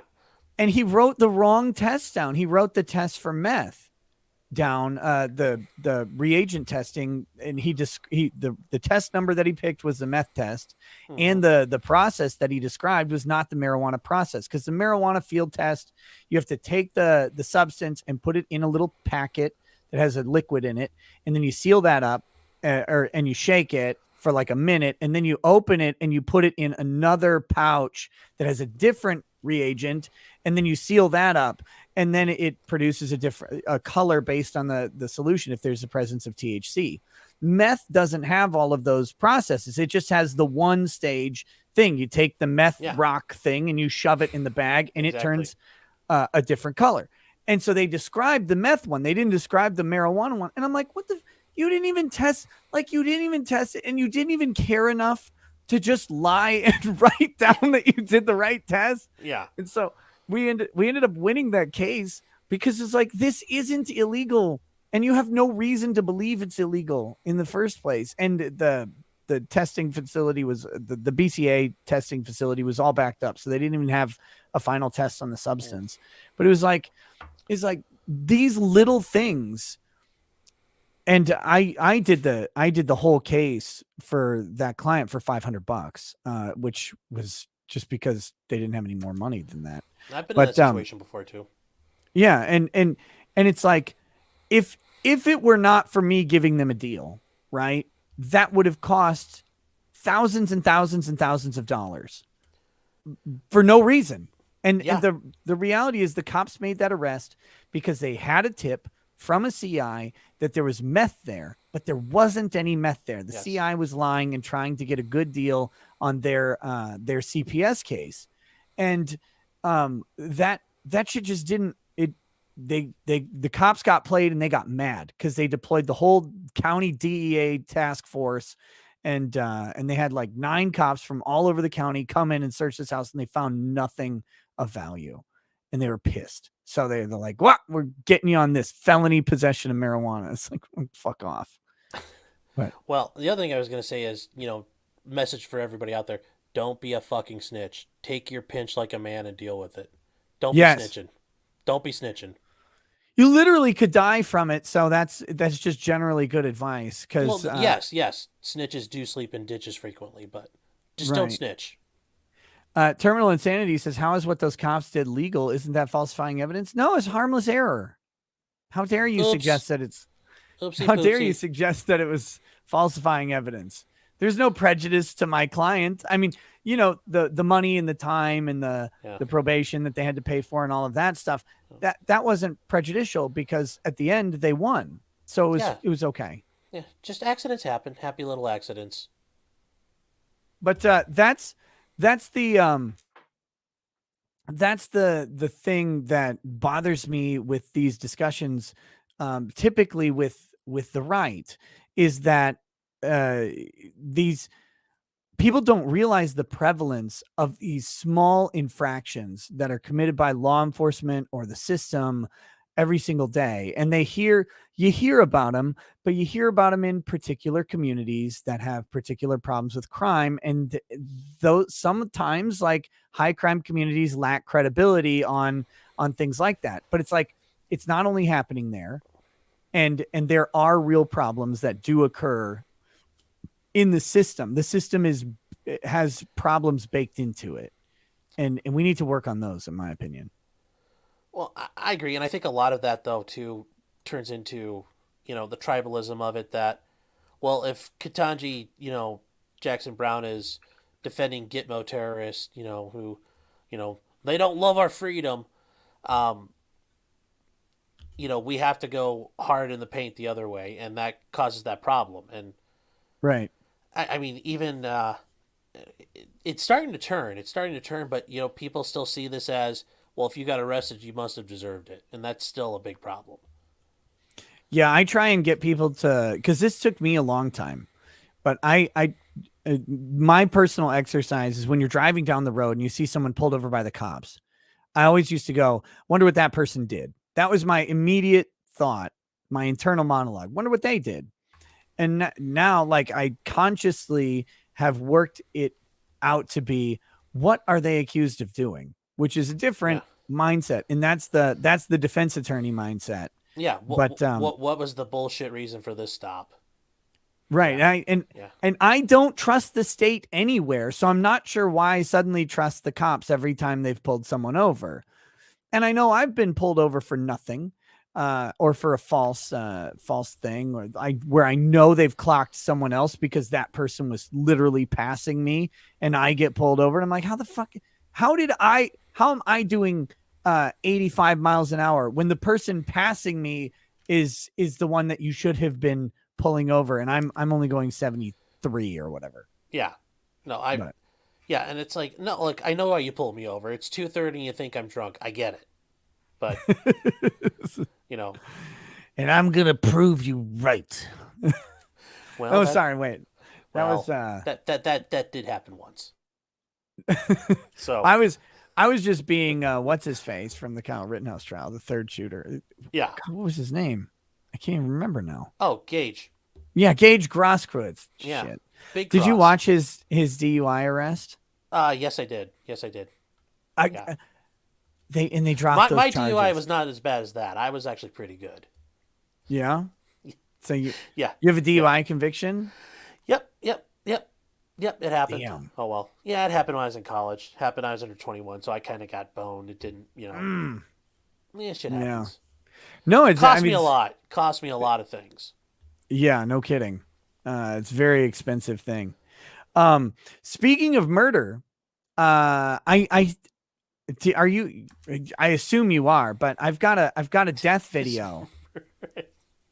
I've got a death video to watch, and I wanted to see what you thought. Like, if we could analyze it. It's 35 Sure, seconds I'm long. fine. Let's do this. trigger warning to the chat, you bunch of liberal communist pussies. Someone is gonna get got in this video. So if you don't like good definition, if you don't like watching someone get got, then you need to avert your eyes or cover your vagina or whatever. Because we're gonna watch this. I thought since we've got a real life defense attorney here, I'm intrigued. You got this one. I want to see how you defend this. So this is a road rage incident. Have you seen this? No. Okay. This does not look like it's inside America either. Oh shit. No, well, it could just be Miami. I don't know. Oh. I have no idea. El Paso or Juarez.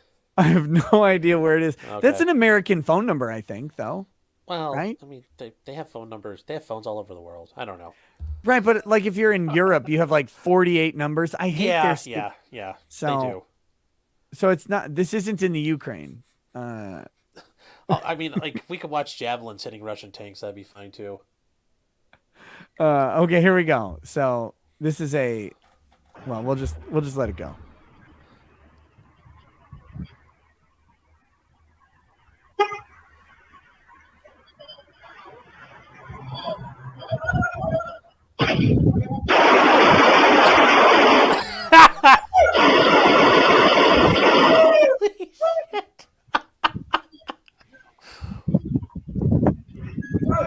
God damn, he poleaxed that guy. Woo. Yeah. Woo. Get wrecked, son. Get wrecked. Okay, so so well, up until so homie calls you up and says, "Yo, Sean, the fuzz are after me. I don't know why." Yeah. How do you defend? How do you approach this case? I mean, up until those anchor shots at the end where he's trying to, paint the road with that guy's skull, it looks pretty good up until that point. Yeah, I mean, I'm 100% with him. You've got to, when it's time to put in work, you put in work till that guy's not moving and he can't hurt you anymore. So the first couple of shots are great, but then when he comes back up to, finish it off, whew, you can't do anchor shots, kids. Can't do anchor shots. The chat, I'm going to turn it. It's really loud. I'm going to turn it down. Sorry. A hair. No, not you. Oh. The video. The sharp piercing of the blasting. So I'm going to turn it down a bit. The chat wants to see it one more time. Yeah. I forgot to ask, am I louder or am I doing okay now since I moved Yeah, the mic no, closer? I think your volume's pretty good. People stop complaining, so either you're a good volume or they all just got tired of complaining. One of those things. I try and wear them out. Sure. But okay, so here we go one more time. We got a little road ragey thing here. And dude comes out heavy with the bat. I mean, this is a big boy. Yeah. And he swings. Took their swing. Oh, go to sleep, baby. Go to sleep. And this dude just strolls off. Like, yep, it's done. Got him. And this is I brought this up before with I mentioned this with the Chad Reed thing, Theodore Edgecombe, a lot of these situations. You are taking a gamble the guy you're fucking with is not willing to go rock and roll at the drop of a hat. And if that guy's willing to go rock and roll at the drop of a hat, and all you got is a bat. Yeah. This is not a good day. So one of my dad's buddies down in Houston, when we lived down there, he was a cop. And or wait, no, he wasn't a cop. No, that was a different buddy. It was a cop. This guy sold guns for fun, right? Yeah. Like he just sold, he bought and sold guns, and so he was always strapped. And guy came up to did the road rage thing, right? Like forced him over to the side of the road. Gets out of the car with the bat, comes up to his window, and he just pulls the gun. He's like, yeah. He looks at him. He says, "What the fuck are you doing? What are you doing?" And the guy's like, whoa. And he's like, yeah. Go back to your stupid car, you idiot. What are you doing? And the guy, thankfully he didn't have to plug him. But the guy came up, oh, I got a bat. I'm a big dude. I'm a big intimidating guy or whatever. It's like, you're not bigger than a 9mm bullet ever. Yeah. You're Uh, not, and that's, I think you've said it before, and I've told people this all the time. If you're an adult, you're getting ready to fight with somebody, you better be either willing to go to prison or die over it. And if you're yeah. not willing to do that, Don't fight. get your ass on in the car and drive off and go beat your wife or kick your dog. I mean, because not at least you legal won't get advice. killed. Well, it's not legal advice, but it keeps you from getting killed. Well, unless your wife is the Dixie Chicks. I've heard that song, Earl. Oh, Uh, fuck those thoughts. Yeah. Oh God, but no, I remember when they could they let the fat one run her mouth, and I can say that because I'm a fat guy. But even the Simpsons, when Homer was one time listing, someone said to him, he got a death threat or something. They're like, "Do you have any enemies?" And he starts listing them off, and he's in the fat Dixie chick. yeah, This was back when they could be funny. well, But God, yeah, that was a long time ago. oh, I know, and she was fat back then. That's the amazing Well, thing. yeah, she really was. I think all of them are now. I haven't watched. I haven't cared about them since Yeah, they probably all are now. They're cat ladies.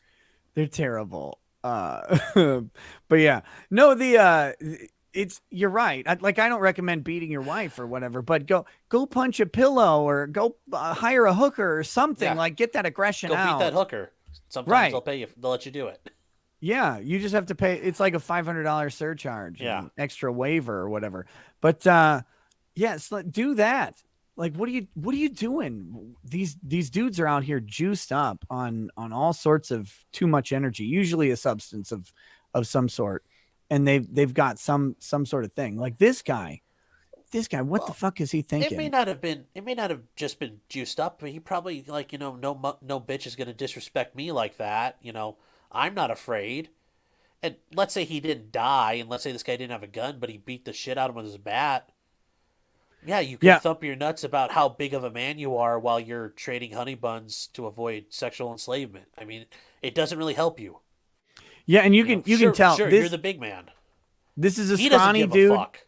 He's taller than he looks taller than this guy, probably because he's laying down. But I think he's actually taller. But he's a skinny guy. This is a big, thick dude. That is a And- man in a blue shirt who is mentally prepared to fucking wipe someone out. Yeah. He was ready to go. And The only reason he left the guy in the street is because he got 4 bodies already in the back of the car.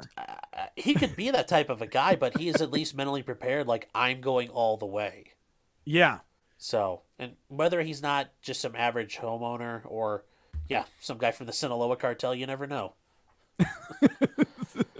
By the way, never get in a road rage incident in a border town. Well, or the guy with a murdered out SUV like that. Why are your windows so dark, homie? Yeah. So what's the approach? Obviously self-defense, but those I'd last argue that shots are a turns into- bit of a problem. It turns into manslaughter. Like, or I'd argue maybe he thought the guy was still moving and could get up and attack him. They're well within 21 feet. Obviously, that 21-foot rule, and he's just making sure the threat is done. Now in That's the California, freeze frame that the prosecutor Yeah. uses right there. hey, and part of my theory is sometimes somebody needs killing, and that guy probably needed killing. Oh So damn! But he does he moves you around. you strap on your cleats, you might get tackled. So here we go. So this guy, he's gonna drive off. They're like, yep, I'm out of here. Fuck this. He's still moving around. This guy's Well, like, whatever. Just Yeah. walking in the background. It's cool. Yeah. I mean that would be a fun one to play with, but I mean that's attempted murder probably all day long. Yeah. Well, I think the guy ends up dying. He's got to end up dying from that. I mean, I would assume so. The man just became an aged Gouda. He got He's air got a- conditioned. He's got a lot. That guy's like, now I'm off to my other HVAC job. Yeah. Yeah, like That's what always amazes me about when you actually watch shootings is like how many bullets will go through people and they'll be living and rolling around for a while. They can Oh, get hit in the head, they can hit all over the body, and they'll still like they persist on. It's like Jesus, just well, die already. just read about like war stories, like people getting their face shot off and they're still fighting. Or there's this guy who did stuff for like MACV-SOG, the CIA Green Berets running around Laos. He got caught by the Vietnamese and they stabbed him, lit him on fire, shot him apart. And the American his rescue party found him, and he survived. Yeah. The capability to survive when either you want to kill someone or just you happen to come from that end of the gene pool where you can absorb that much damage. People survive all the time. And Did you see that Pennsylvania shooting? It was a murder suicide where the the people snow shoveling. Yeah, yeah, yep. like that one was That was crazy. Because he I'm like oh, go ahead. oh fuck. That one. I'm assuming nobody in the neighborhood is upset those two people got shot. I mean, those two people strike me as the type of people who are bullies. They're dickheads. They treated people like shit the whole time. And this is oh god, what is it? When somebody's got a gun out, like I dare you to shoot me, or you aren't going to do that. Guys, that game's over at that point. If somebody's got a gun, get the fuck out of there. Yeah, And yeah, when he walks up to her and he's like, "You should have shut your fucking mouth," bop, and it's like, but she lives through that for a while. And yeah, you're like, well, it takes a lot to kill. Remember, this is a helmet. This is a helmet made out of bone. It can you can yeah. absorb a lot of damage, but yeah, it's Jeez, that video still that bothers me when I watch it because I'm like he goes up and he's like right at her face. And he's like blam yeah, blam blam, and he yells at her too. yeah. Like, you should have shut Well, up. I would. And you got to yell at him. Like that's the least bad thing you've done that day. Sure. Just Yeah, you get what you fucking deserve. Yeah, I mean it's when people just want to become pure savages at each other. I've seen all kinds of murders. I've seen crime scenes. It's did you ever see that video? It was live on Facebook, and this was it was an accidental shooting, but it's the three with the people in the kids. no, it's three people in the car. Oh, I've seen that one. Yeah, and they're And pointing the the gun and guy they just dome them. the guy has like he blue screens, Yeah, right? Like yeah. he's sitting there. He's like he pushes the gun away at first, and then they right, still and then point it at him. yeah, and the chick shoots him, and he goes "Wah," and like he actually does that. It's the most disturbing sound on the planet because like his Yeah. brain gets caught on that last syllable. Yep. It's like leaks out. Oh, it was gross. Oh yeah, it's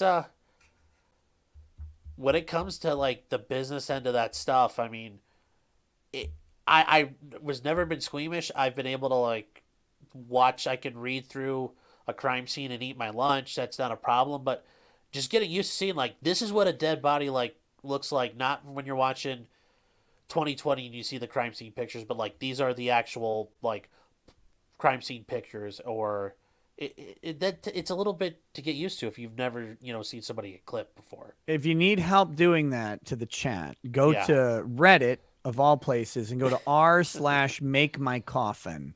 And if you go there, you can see all sorts of the worst stuff ever. Like you can see people get turned into spaghetti by like a lathe or whatever. And it's Kiwi Farms has a good people dying thread too. do they? Yeah.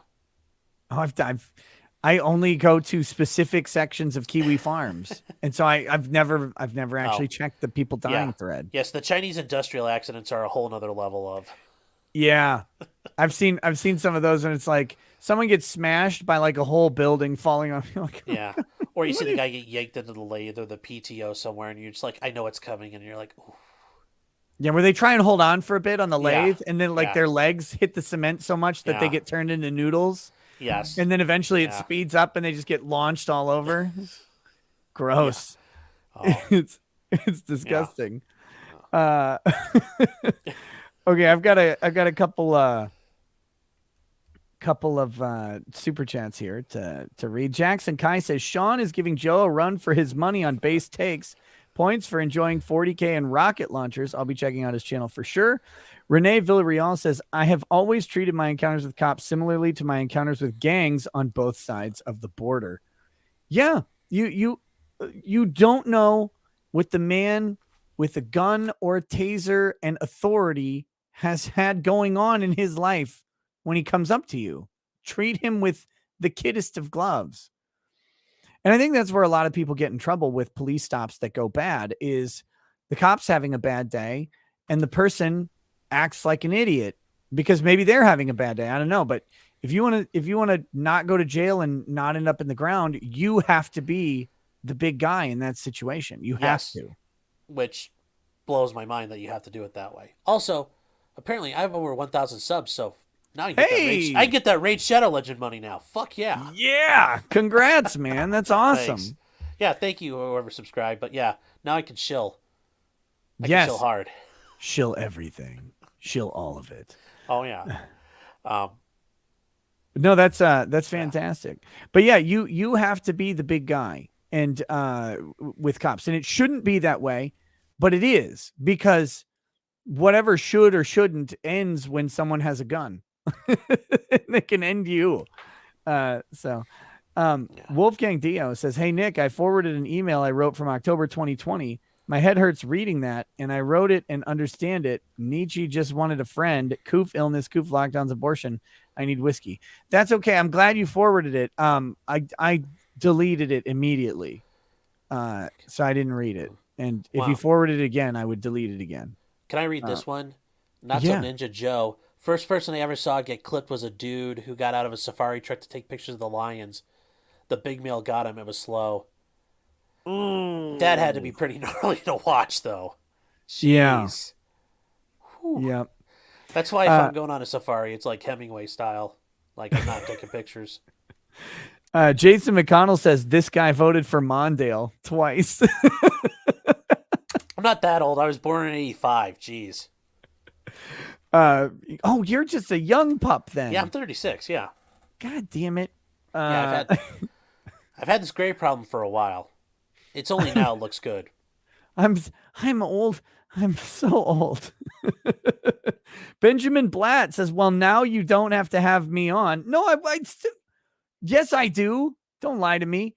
Apparently my clone lives in Ohio, except I usually keep a cut down Ithaca behind my chair, not an unloaded rocket launcher. Benjamin Blatt is an attorney who routinely goes against ATF. Nothing wrong with that. Yeah. On gun issues. No, I got my Glock 19 on the desk with me, but yeah, a cut down Ithaca is not a bad choice. Now I'm going to have to start keeping a weapon around just so I can be cool like other lawyers. Yeah, there's also there's other stuff here too. Wait, you have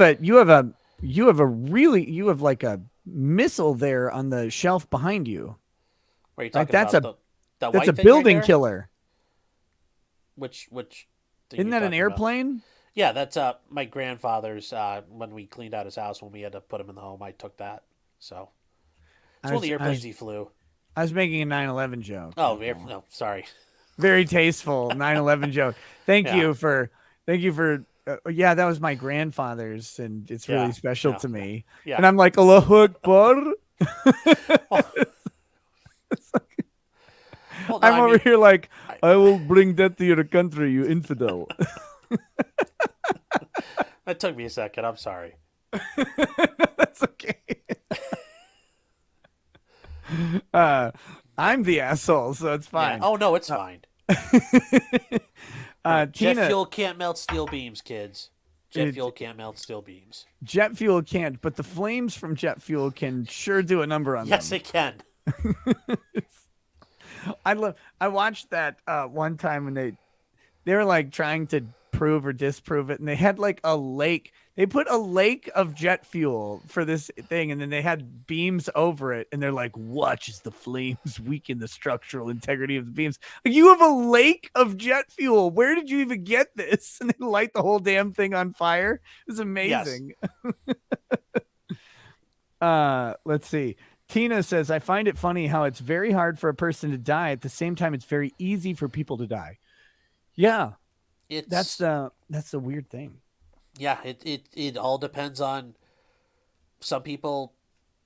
They just don't want to give up, so they fight and fight and fight. And some people like, okay, here's a good spot, and they just give up. Just depends. Right. Yeah. Well, and sometimes the bullet just goes through the right part of the brain or nerve Oh, that too. cluster or whatever, and you're just like you're just over. But if it doesn't hit your spine, and if it doesn't hit like a major artery, it's gonna take a while. Yeah. And you can have a whole bunch of holes in you, and you can have a whole bunch of organs failing. Hmm. You can even like have a lung punctured. You can have all sorts of shit going on. But if it doesn't destroy your heart, and if it Hmm. doesn't destroy like the valve right above your heart, that's like a really Yeah. quick bleed out area. You get shot in the stomach or the like legs or whatever. It could Yeah. take a long fucking Oh, time for you exactly. to bleed out. Yeah. 50 Cent got shot 9 times and lived. Yeah, not enough times apparently. There's a Like, lot of spots that if a bullet goes through you, it doesn't kill you. yeah. Zach Peralt says, Ricada, my favorite big nose late night lawyer that enjoys the intricate philosophy teachings of unbreaded. Could I get a toast for finishing my 2 week notice and starting a new job at a considerable higher wage next week? Yes, you can, sir. Congratulations. And then we're gonna talk Edgecombe and then Husel right after that, Sure. and then we'll have to delve into the wonderful world of unbreaded if you're good with it. Oh, I'm fine with that. Perfect. He's not Ted Kaczynski, but he does spit some truth. Yes, he has his moments. That's for sure. To Zach Peralt. To Zach Peralt, leaving the old and moving into something new, better, more profitable, and more productive. The ultimate goal of manhood is to produce more and get more out of your production, whatever that means for you. And in most people, that means higher salary, higher wages, higher earnings that you can then turn towards your leisure, your pleasure, and your own desires. And that is what we do. We represent our labor with these dollars so that we can take that labor and convert it into our own ends. So to Zach, I say, may there be many more of your own ends in the future than you've had in your past always. Cheers, buddy. Congratulations. Mm. All right. All right. Let's talk about Edgecombe. Edgecombe is being sentenced tomorrow. Yes. I planned on covering this until I got, nuked by some assholes. Oh shit, that sucks. Yeah, yeah, yeah. You may have heard of Yeah. them. I have heard of them. Frankly, my lawyer told them to fuck off, Yes. and they came back with their very very strongly worded letter, and I want to report, by the way, to everybody in the chat. Law and Crime has still not content ID'd a single video that they said they would do. They said they would Hmm. content ID, claim the revenue from all of the videos that I used of theirs for trial coverage. Not a single video has gotten a content ID claim from Law and Crime. So they are literally lawn cucks.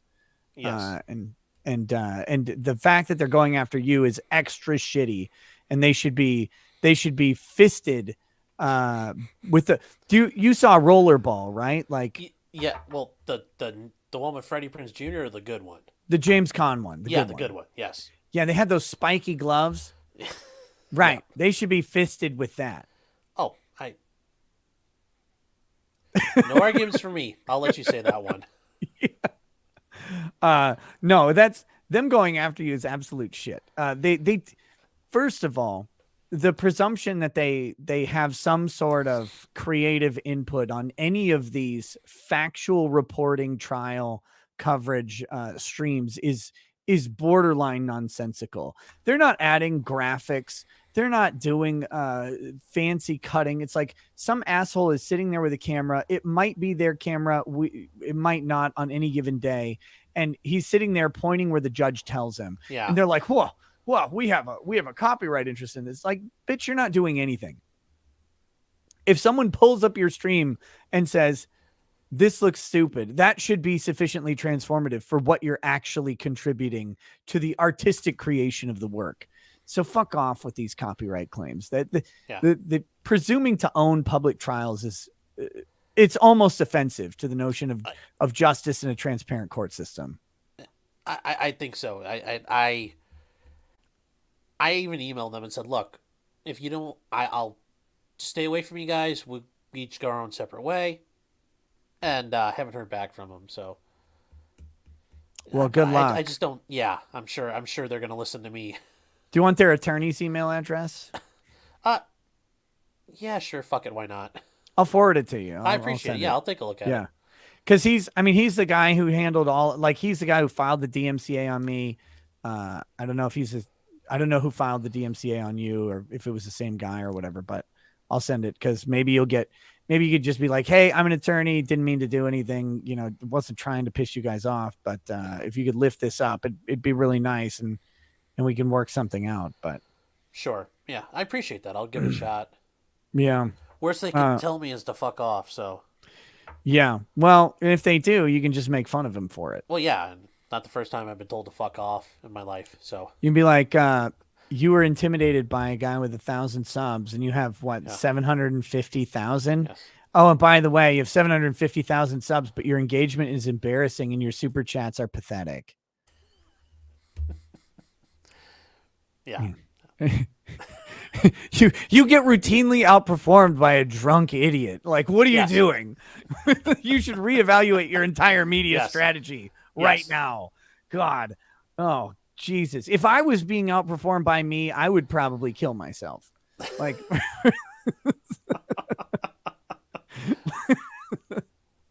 so anyway, but so you're planning on covering Edgecombe. He's getting Yeah, sentenced tomorrow. What are your thoughts on the sentencing? He faces 60 years. yeah. Uh, Well, there is a sentencing Borowski did.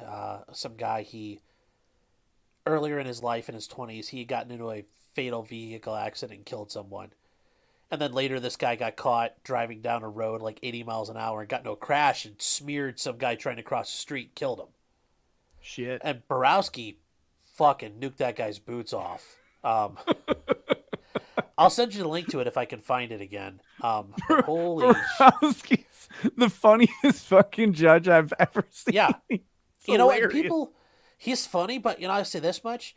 I guarantee you can always go in there and know exactly how he's going to handle things. And that's That's amazing.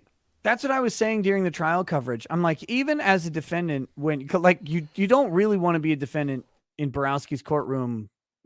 Well, it kind of came across that way with Edgecombe, although I think a Yeah. lot of that had to do with his shitty representation.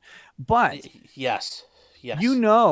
like, make it fast, keep it concise, keep the court moving, and don't waste my fucking time. Like, and that is what I want out of a trial. Like, I want to get in, put the facts before the jury, and get this thing moving. I mean, sure, as a defense attorney, you may want to like try and dwell and draw things out.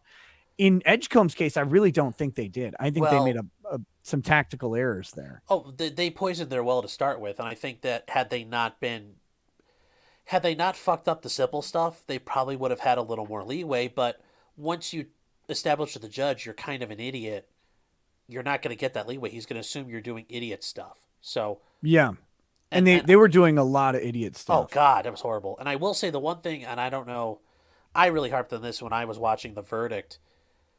The fact that like B. Ivory Lamar and his attorney, like the one guy was like still had his like coat and scarf on, and Lamar was getting ready to walk out. Like, he's your dude. You gotta fucking stay there with him until they cuff him and take him out. Yeah. That's bullshit. You gotta ride. You gotta ride with your guy all the way through that. That's Well, my But last joke's on me because B. Ivory Lamar made all that fucking money off Jacob Blake. So what do I know? yeah. Well, my last client did end up going to prison, and Yeah. and she was having a breakdown in court. I mean, frankly, this is a middle-aged woman who's going to prison for 4 years, has kids and stuff, and is sitting there just having a breakdown in court. And what you do is you sit there until they're done having the breakdown, like, because that's your job. And like the the bailiffs are like, we need to move on. It's like, well, too bad. Like, what are you gonna do? Are you gonna muscle the middle aged crying woman up out of her chair and drag her away, or are Yeah, you just gonna wait like 40 extra seconds for her to stop crying?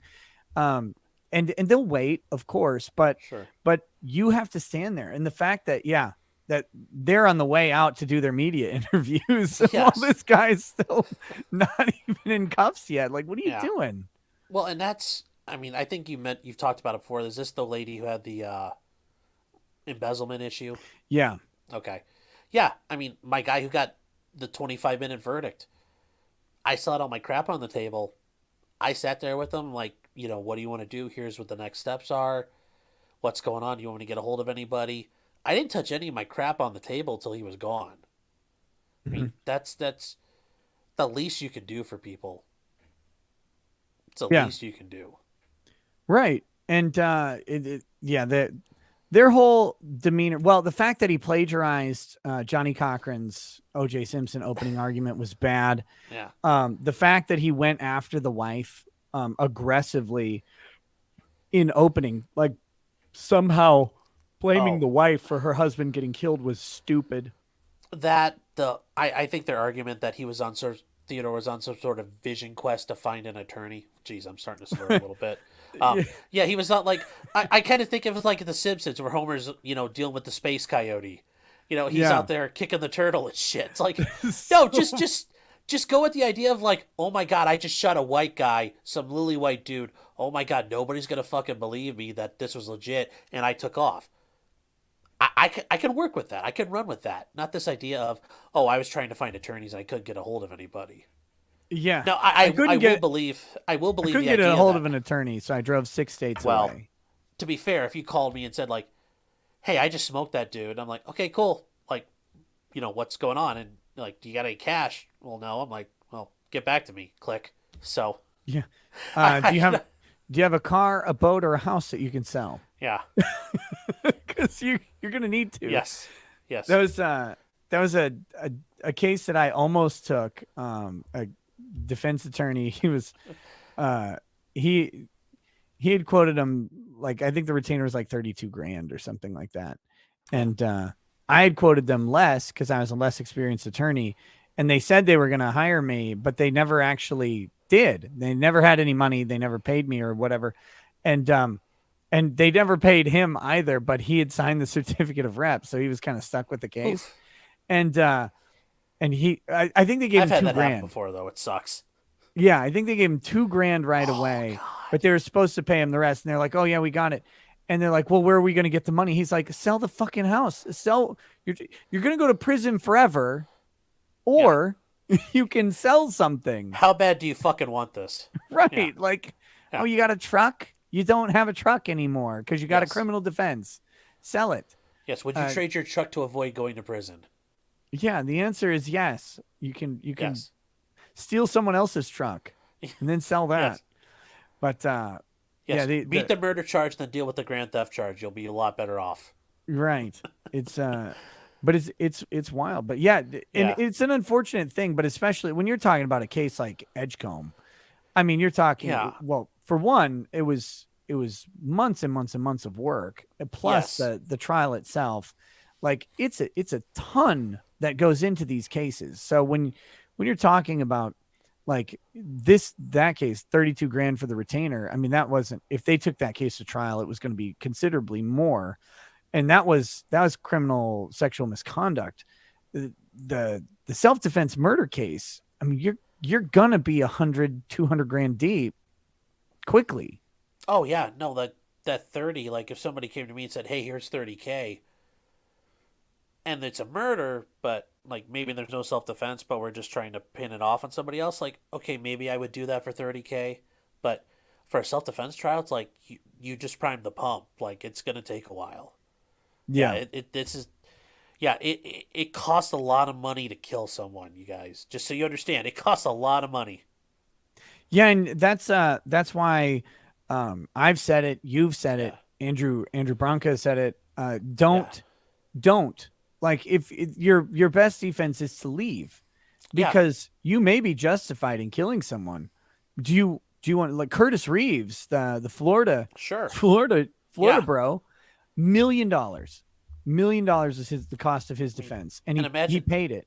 it's not just the $1 million, but I mean, for 8 years he's had to sit there, and there's times where, yeah, he probably thought he was justified, but there's times he's sitting there thinking, oh shit, I might lose and go to prison. Like, imagine being He's that old wearing and an that, ankle bracelet for those yeah, 8 years. that wears on you. Like, that's stress. I mean, when you're older, that stress is a problem. I mean, the Chad Reed, Kyle Caruth thing, sure, okay, great, yeah, you didn't get indicted, but you just shot some like your stepkid's dad. Like, how do you think that's gonna go at Thanksgiving from now on? Like, Right, that's going to be a fucking yeah, disaster. like it doesn't. You may have been justified, but for fuck's sake, if you guys just walked in the house and told him to fuck off, I'm it probably would have been a little easier on everyone.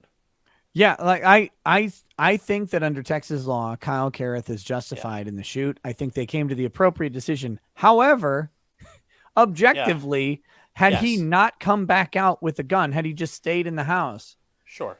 he gets a better Well, outcome 10 days out of 10. well, Like what's the the worst thing that's going to happen is Chad Reed is going to go beat his ex-wife right there. Like that's because that was a possibility, right? Like he walks over and starts slapping a thought around. yes, which she may or may not have needed. Who knows? Yeah, I'm I mean, not she saying, didn't produce the kid. and I'm not saying I condone it, but like Chris Rock said, I understand. Um, Right. you know, Because I cannot imagine because thank God, married I killed very your long. daddy. Now mow the damn lawn. That's awesome. Like thank God I've been married for a long time. All my kids are just mine and my wife's, and there's no extra drama or anything like that. But Yeah. like heaven forbid something happens, like in you're adverse to this person, you're angry with them, they've made your life a living hell, and all you've spent thousands and thousands of dollars to get a fucking court to say that your kid will be there at 4 p.m. at whatever stupid bus stop you've arranged, and you show up at the bus stop and the kid isn't there, and you're like, God damn it, this is the 8th time this has happened. And the moment you don't fucking comply, your ex-wife is gonna jump your crap and drag you to court because you didn't do it the right way. Yeah. And then yeah, it spirals out of control from there. I did hear from a lot of people, like we're putting hypothetical out there, but I did hear from a lot of people in Lubbock that Chad Reed was a piece of shit, and Oh, that he liked to be loud, he liked to be boisterous, he was a oh, big guy, threw his weight he around. tackled a guy holding a gun. I don't think. Yeah, that says a That's lot not about him. normal. I don't know if Yeah, people realize that yeah, move, like I'm gonna walk at the guy with the gun and I'm gonna threaten him and then grab it. Like that's yeah. not that's not a novice. No. Yes. This is a man who's accustomed to conflict. Yeah. That. Yeah. I would have just. I'm like, okay, well, I'll hop in my truck and I'll go cry to my attorney about it. Exactly. Um. And then you'll spend $5,000 or whatever. You'll get a Yeah. motion before the court. It's gonna suck, but maybe they redo the agreement. Yeah. And like you said, it justified, sure, but is that on the same level as like I'm at the ATM and some dude tries to rob me and I kill him? No. Is it the same level I'm, being a fat sack of shit that I am, shoveling Chick-fil-A in my face at the mall food court and some guy comes out and starts playing duck hunt and I drop him? That's about as justified as it gets. Is Chad Reed getting smoked that same level? No, but it's good enough to be compliant, I would argue. I think Yeah. that's probably kind of how you're looking at it. Yeah. Like Yeah, I had a whole like I had like a whole thing where I put this like little chart up and where I thought it would be, but apparently somebody fucking complained that I had a video of a guy getting shot, so it looks like that got pulled off of YouTube as well today. So yeah, thanks, damn. Susan. Susan, you're just doing me great. I would contest it. Yeah, I got to figure out how to. I'm not really sure at this point. Okay. If you need any help with that, let me know because Thanks. I've gotten tons of like age restrictions and shit like Yeah. that when we talk about, like, I might get one for this video and I'll contest it and probably win Okay. because we cover, like, we're not encouraging and glorifying violence. We're talking No. about the legal realities of what goes on and Sure. self-defense and all that stuff. And there some random guy in India looks at it the first time and puts the age restriction on, and then someone reviews that and says, "Oh yeah, no, Yeah. this is what they do," and you can get it overturned a lot of times. Sure. So All right. Well, I'll get in touch with you about that one. yeah. So what do you think's going to happen? So you think he's Edgecombe? going to Oh yeah, life, he's. no parole? Well, I think it's 60 years. I don't think it's necessarily life, but for him it'll be life because he'll be 90. But yeah, he's getting a heavy end of this. I mean, when I And he gets first heard about when I an first heard about enhancement this, for the gun. yeah, when I first heard about this, I was on Team Theodore. Like, hey, that car almost runs him down. At the end of the day, Jason Clearman, yeah, as much as his wife wants to say, oh, he said what the frick, and he just wanted to talk to him. I'm sure Jason Clearman wasn't like, listen, brother, let's talk about the systemic racism that caused you to do this. Yeah. Um, like as much as when you guys Holy were, smokes! yeah, I've been snookered in the face. yeah, when you guys cover that part and you're like, oh, like I think it was the one guy saying like, oh, you can't shit on the widow. I can shit on the widow. She was backing her man trying to church that up to make it look good. I mean, she's not fucking believable.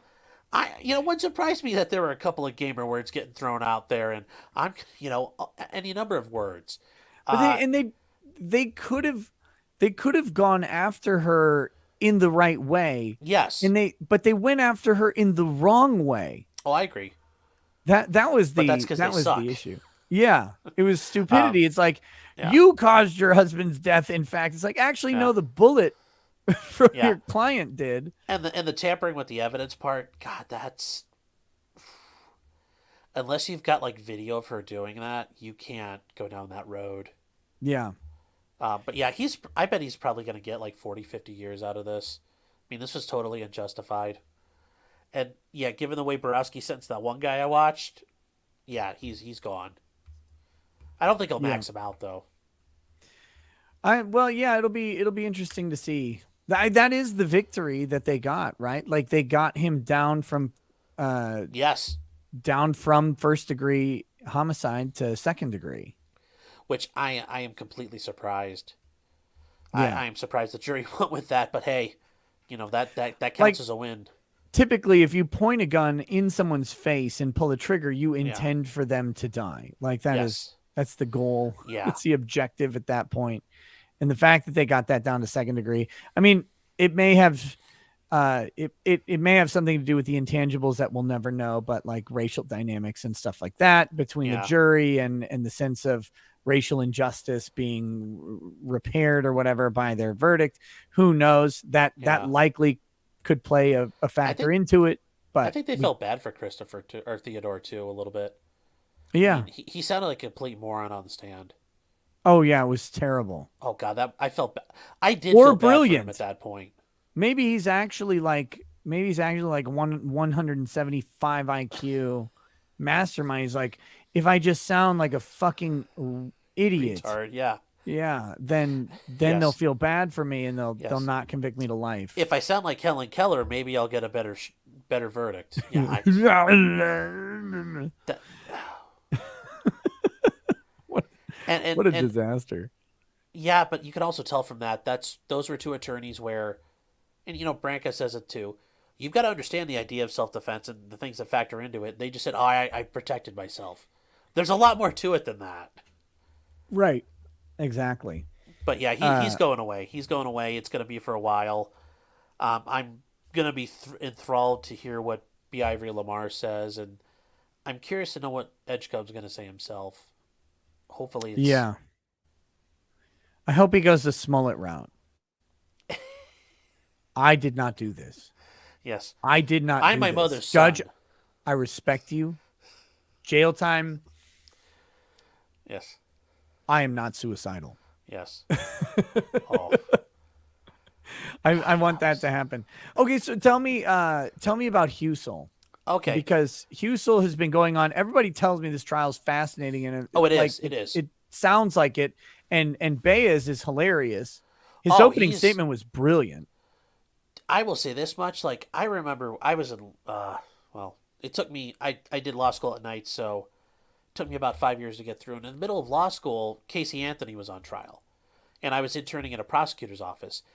And I remember I was in when the verdict came down. I was in a room full of prosecutors, and they said like Jose Baez did it right. These prosecutors screwed it up. Jose Baez is really good. Yeah. This whole trial, he has been like I took some notes on some shit that he did. So that's so Dr. Husel was a anesthesiologist at a hospital in Columbus. He was in the ICU um, through like 2016 through 2018. There were some issues at this hospital. This hospital was a dumpster fire. The pharmacy had the DEA crawling up its ass. This was a run down, kind of decrepit hospital in the system. It was already set to be demolished. Uh, and then people started dying. And I think one of the families at some point wanted an autopsy or an investigation. And then everything just kind of came to a head.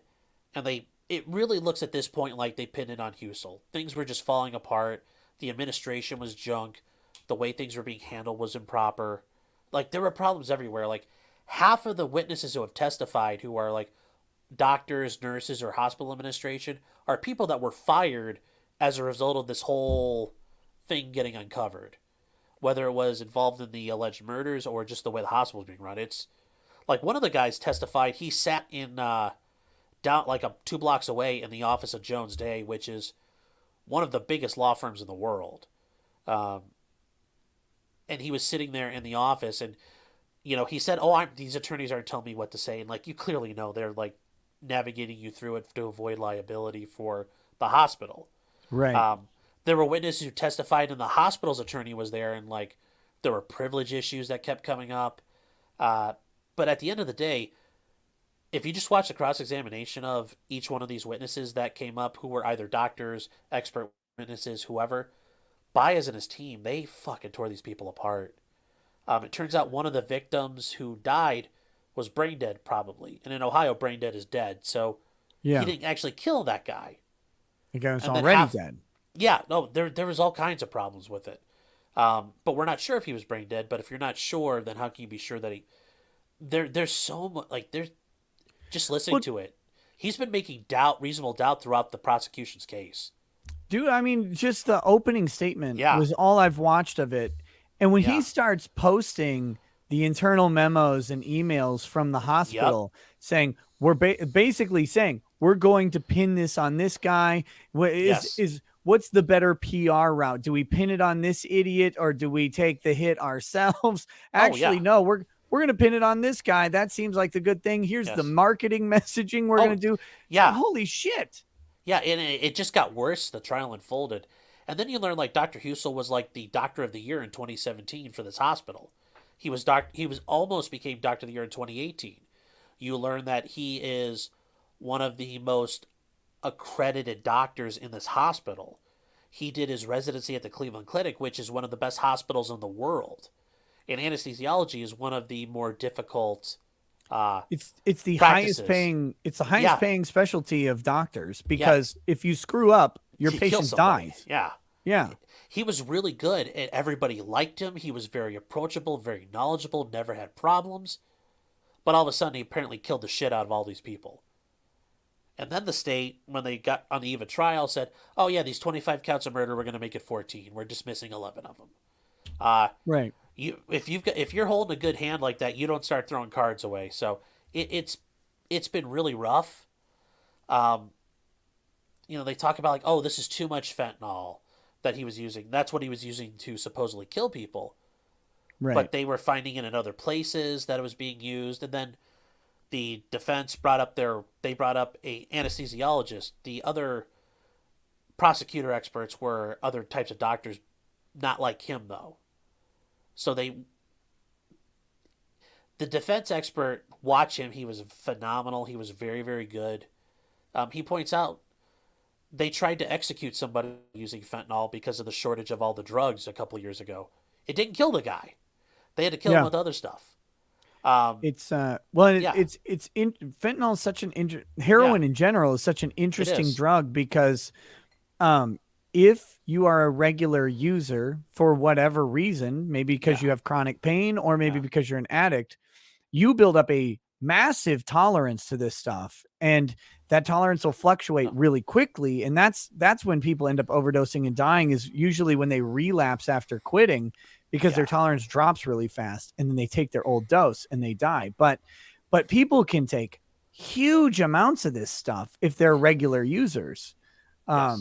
I mean, my grandmother, when by the time she passed, because she had been dealing with chronic pain for years and years and years, she was on ridiculous amounts of fentanyl, and to the point where the fentanyl didn't even really help with the pain Yeah. that she would have, because her back, she had one vertebra that wasn't fused, all the rest were Oof. fused. Her back looked like a heavy metal album. It was cool, and like under an x-ray and stuff. But like, so she'd been dealing with that stuff for literally my entire life. Yeah. And yeah, I've heard about some of the dosages of fentanyl and stuff, and it's like they could not control the pain. There was just no amount you could give her. Yeah. But if I took that amount, I'd die. It was like Yes. straight out. Well, it also helps, like, pure medical fentanyl is a little different. But the people that supposedly he killed were people who were already dying. They Yeah. were terminally ill. They were not long for this world anyway. And there's a part of the Ohio Revised Code with state laws that allow doctors, if they're giving comfort care, you can't prosecute them. Like it really does come out this guy was the scapegoat. Um, then it turned out they were supposed to do closing arguments on Monday. That got pushed back to Tuesday, and then we found out why it kept getting pushed back. Somebody filed a motion to recuse the judge Yeah. on Was like was it like Baez who did it? probably the Supreme Court shot that down last night, so it's getting Okay. set for Monday. But yeah, I'm assuming it's him because the judge gave a interview, and I think if I was the defense attorney, I'd be concerned about it too. He has also made some rulings I don't agree with, but you know, The judge is weird in that case. Like yeah, he his is. strange mannerisms, kind of eccentric Yes. seeming. Wait, so okay, so closing arguments are Monday? Uh, yes. Closing arguments are Monday. Man, I might cover that since Depp and Heard isn't going to start until Tuesday. Yeah. Well, it should be Monday unless something weird happens. Uh, I think he's going to walk. I mean, when I first started this, it seemed like it was a stretch, but as the states tried to prove its case, I've been firmly convinced there's nothing there. He did not commit murder. This is just this is just people trying to cover their ass from a big mistake, a big situation that went bad. Yeah, and again, just watching the opening arguments, Yeah. all I could see, if I'm the jury at that point, is reading those emails going, "Oh, this guy's a patsy. Like Yeah. they have set him up. This doesn't seem right at all." And they're trying to throw, like, why are they throwing this guy under the bus? What are they doing here? This doesn't seem good. So Yeah. that was a mess. But no, so 53 that's witnesses too. It, that's the problem yeah. with the trial though. I tried watching through it, but I like okay, I get it. Yeah, there was a lot these people were sick, they were dying, and the people who their family members are sad they're gone. And it was so rough you couldn't watch through all of it. Yeah. It drug on too much. Some of these cases do that. That's why Yeah. I love the Edgecombe trial, because it was Oh Borowski. yeah. He Yes. was Borowski's like, we watched hours and hours of the same video 100 times, 1,000 times, Yes. 550 times. It's crazy. It's ridiculous. It's like, dude, I've watched this every minute of this trial. You've watched 18 minutes of video total. Yeah. Like this. But he had the right sentiment for it. He's And how and most judges would handle that case. yeah, A lot would. Just keep moving along, counselor. that's what they needed to do in Potter. Potter was ridiculous for that shit. Yeah, it was. Yeah, it was. So you think Husel's gonna walk? Which He I think should. he should, based on what I've seen. I think he should walk. I might cover closing arguments in that. That might be interesting to see. And you think Edgecombe's gonna go away for a while? Which yeah. I mean, Yes. I don't think Borowski's got any reason to be lenient on him. I think he'll. But yeah, I don't know that he's going to completely blow him out on sentencing. Yeah. So you think like 40, 45 years? Probably. I think that's a fair amount. Yeah, I remember reading the enhancement, the 5-year enhancement for the firearm, and thinking, yeah, then I'm thinking 45 years because for they don't have to do this, but the next step down, the third degree murder, I think would be 40 years as a maximum. So I think Borowski goes, okay, second degree murder should maybe start at 40 years then. No, That's just kind of the reasoning I was thinking. that sounds. I think that's probably where it's going to be for him. Hmm. Okay. Well, I think it's about time, about unbreaded time. Does that sound good to you? It sounds fine to me. Do you want to do some of the reading or should I do the reading? Ah, I don't know. I feel like I haven't fucked up too much tonight, so I kind of want to leave on a good note. So I'll let you read. Okay, that's I fine. may testify like a Pentecostal person though. Yes. Oh, I love that. Okay, so here we go. I got the random number generator going. Come on, big money. 428. Oh, is it gonna be in the Asian section? It is. It's in the Asian section. Okay. So I've basically read this page a couple times, but we're gonna do it. Here we go. We need this. Unbread! Unbread! All right. Welcome to our daily unbreaded. My lovely acolytes, this is where we read the manifesto of Matthew Harris. This is page 428 of the PDF, not 428 of the document itself. The electronic file page is what we go by because it is simpler. And we read this outside of any context. And so I will go ahead and take on this burden, but I deliver this to you. Asians, shoot all the bikes too. Shoot all the Asian programmers and students and entertainers. Hunt Asians like rats. Hunt all the Asians out. Kill every blink. Hunt the blinks out of colleges. Bomb the auditorium. Bomb the gym. Bomb everything. So no one wants to go anywhere ever again. Bomb everything so often and so randomly that nowhere is safe. Binger, kill all the bikes. Binger, kill all the blink mongoloids. Binger, kill all the red mongoloids. Binger, kill all of the bike ottomans. Binger, kill all of the crackers. Binger, kill all of the children of other tribes. Kill all their kids. Kill politicians. Don't elect them anymore. Kill all the famous people. Kill everyone who is not a Binger. Kill all the civilians. Kill this civilization. Kill white civilization. Stop sharing earth. Stop sharing life. Detonate every bomb. Plant every knife into a body. Burn every temple, burn every white church, shoot every mayor who is Asian, shoot all Asian politicians, shoot all the Asian store owners and college students, shoot all the Asian business owners and lawyers, shoot all the Asians, shoot all the bikes too, shoot all the Asian programmers and students and entertainers, hunt Asians like rats, hunt all the Asians out, kill every blink, hunt the blinks out of colleges, bomb the auditorium, bomb the gym, bomb everything so no one wants to go anywhere ever again. Bomb everything so often and so randomly that nowhere is safe. Binger, kill all the bikes. Binger, kill all the blink mongoloids. Binger, kill all the red mongoloids. Binger, kill all of the bike ottomans. Binger, kill all the crackers. Binger, kill all the children of other tribes. Kill all their kids.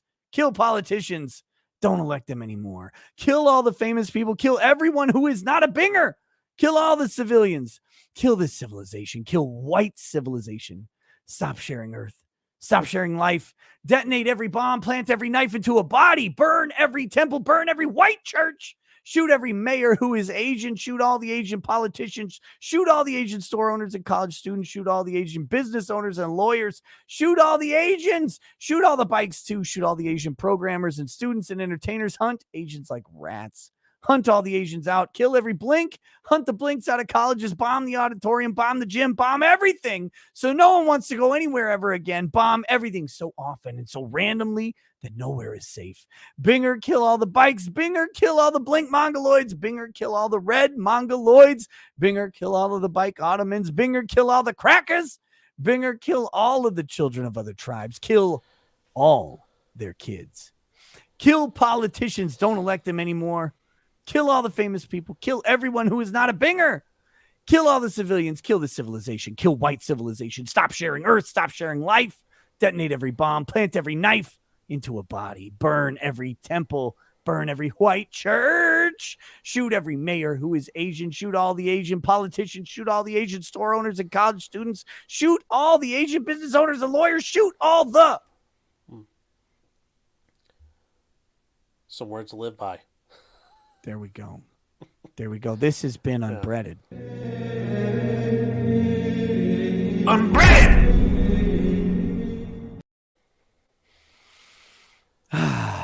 Well, I feel better. I do. Oh, I forgot to bring this up. Did you see on Twitter the video of the Lieutenant Governor of North Carolina talking about things in church? Yes! That is fucking awesome.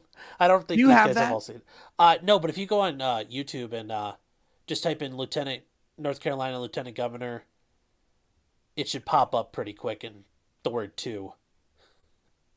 Yeah, this dude is Mark Robinson. Robinson is a fucking champion. Let's see. If he was any more base, his blood type would be like a pH of 1. Wait, was this from? It's an old. This is from 5 months ago. Yeah, but it broke a couple of days ago. Yeah, I saw it on Twitter. We're gonna watch it real Yes. quick. It's 2 minutes long. I hope you guys are ready for my man Mark. I first saw this guy when I was covering CPAC, Yeah. and he was at one of the best speeches of the entire thing. I'm like, who is this guy? He's Lieutenant Governor of North Carolina. This man is in a church, y'all. You got to understand. This man is in It's a black church, not just a church. Yeah, he's. Hold on, I'm going to crank him up a little bit here. This man is in church and he is testifying. He is testifying. Here we go. Check this out. Here's something else I'm not supposed to say. Ain't but two genders. Whoa! Amen. Two genders. Ain't nothing but men and women. And I can already see WRL out there. They got they licking their pencils right now, trying to write fierce as they can. Get every word of this here. Get every word of this. Get every word. Go to the doctor and get cut up. You can go down to the dress shop and get made up. You can go down there and get drugged up. Drugged But up. at the end of the day, you were just a drugged up, dressed up, made up, cut up, man or woman. You ain't changed what God put in you, that DNA. God. You can't transcend God's creation. I don't care how hard you try. The transgender movement in this country, if there's a movement in this country that is demonic and that is full of the spirit of Antichrist, it is the transgender movement. It's time for grown-ups and time for Christians to start standing up and being unafraid to tell the truth. Hell yeah. Come after me if you want to. I don't care. You want my head? Here it is right here. Come on, come get it. I don't care because it's time for us to stand up. Now, I'm not afraid to stand up and tell the truth about that issue. They're dragging our kids down into the pit of hell, trying to teach them that mess in our schools. Tell you like this, that ain't got no place at no school. 2 plus 2 don't equal transgender. It equals 4. You need to get back to teaching them how to read instead of teaching them how to go to hell. Yeah, I said it and I mean it. He's the greatest politician on earth. Yes. Also, no Like- lies detected, but that's No. an aside. I need, how do I get this man on the show? I need all of that truth delivered directly into my veins. Oh, hey, that's why Ohio's doing their own "Don't Say Gay" bill, but they're also like wrapping up CRT in it. We're trying to out Florida right now. So Yeah, I was talking about that the other day. I'm like, yeah, Ohio's like, don't say gay or black. It's amazing. yeah. Oh, I love that But though. Write it all down. Write everything down. I'm gonna say. But it's, we can't. We're having a lot of laughs today, but no, it's serious. Like the kids who are kindergarten through third grade do not need to know. Like they don't actually need the history of racism of America. Like that's not something that they can actually conceptualize yet. And this is an important thing. There's a certain age in which kids change from concrete thinkers to abstract thinkers.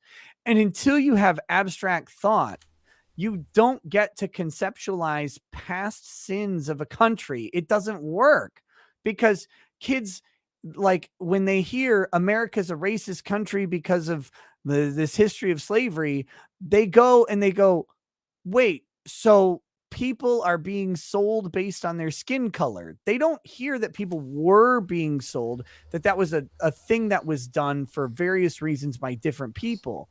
They don't conceptualize like that. Most kids can't remember 3 days ago. 3 days ago is the same as a month ago. Oh, sure. You can get a kid to believe anything. So they're all, like you said, they're not to the point of abstract thinking yet, but introducing that kind of like, I hate to use it, sound like, Jordan Peterson here and sound like Kermit the Frog, but this idea of postmodern thinking where you're constantly challenging norms, reality, and truth to, do some intellectual diving is not something you do to people who can barely grasp counting or just speaking in coherent sentences. Yeah. I've met third graders. They're embarrassing. Yes. I know, they're so stupid. Ask them to analyze Lord of the Rings and then laugh at their petty attempt. Yeah, ask them to write a suppression motion. They can't do shit, man. You get this man out of prison. You can't do shit, stupid kid. Yeah. Get out of here. Yeah, you should go to jail. You should go to jail. Dumb idiot. Oh. Is that how homeschooling goes at the Ricada house? That's right. Oh my God, you're so fucking stupid. I gave him War and Peace in kindergarten. I said, read it, asshole. Yeah. And for us, kindergarten was 4, so it was really rough. Yeah.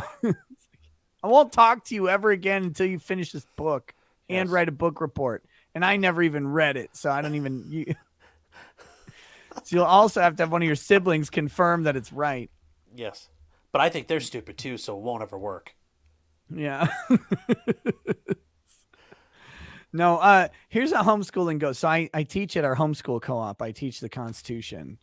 And today I got to teach about the income tax amendment. Oh, jeez. It's a good thing I wasn't there. They would have learned about fractional reserve banking and why the Federal Reserve is the devil. And I'm like, I'm sitting there. I'm like, okay, so here's how much money the government takes from you. And tell me why. If you can tell me why, you get bonus points. But no one can, obviously. Yes. And then I red pilled them on Citizens United the other day. Oh. I was here for that part of it. Yeah. Yeah. It's like yeah. It's the most fun. I love it because they rotate parents in to sit on my class with me. Yeah.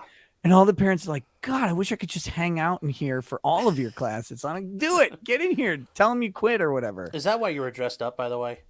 Yeah. Okay. So you actually have to look professional for that. No, you don't. Okay. It's just... Well, I mean, you're dressed up. It looks good. I normally will wear like a polo shirt or something. Okay. But today, it's still cold. It's dumping down snow outside. Oh. Because God hates Minnesota that much. Oh, it was almost 60 here. Yeah, no, it's dumping down snow. It's like 33 degrees, so it's all slushy and just shitty out. But the wind is blowing like crazy. So I wore a button-up shirt and then I put a sweater over it because I didn't want to wear a jacket. Like I get tired of wearing coats and jackets. I don't like them.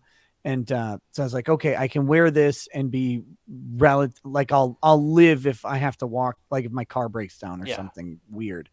But yeah, so that's why I did that. But I'm really looking forward to the later in the month when it gets to be beautiful.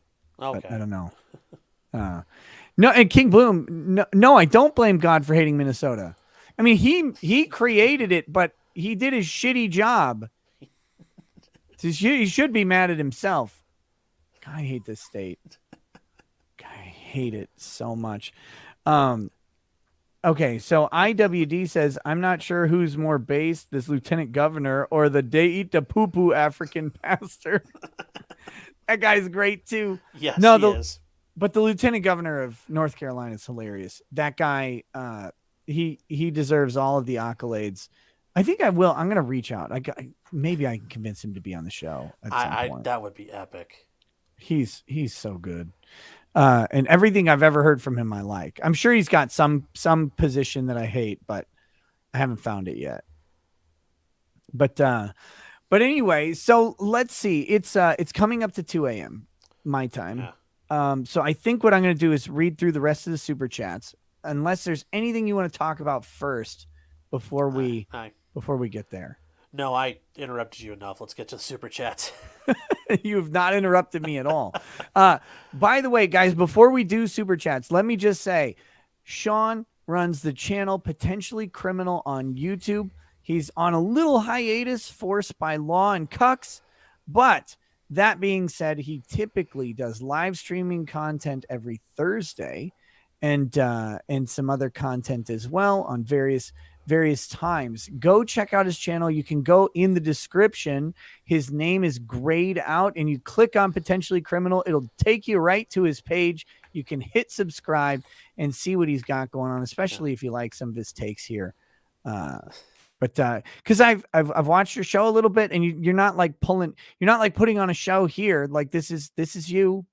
It's, I mean, it's good stuff. Yeah, this is me. I mean, I don't generally, I am on record somewhere dropping an F-bomb on the record from a court reporter.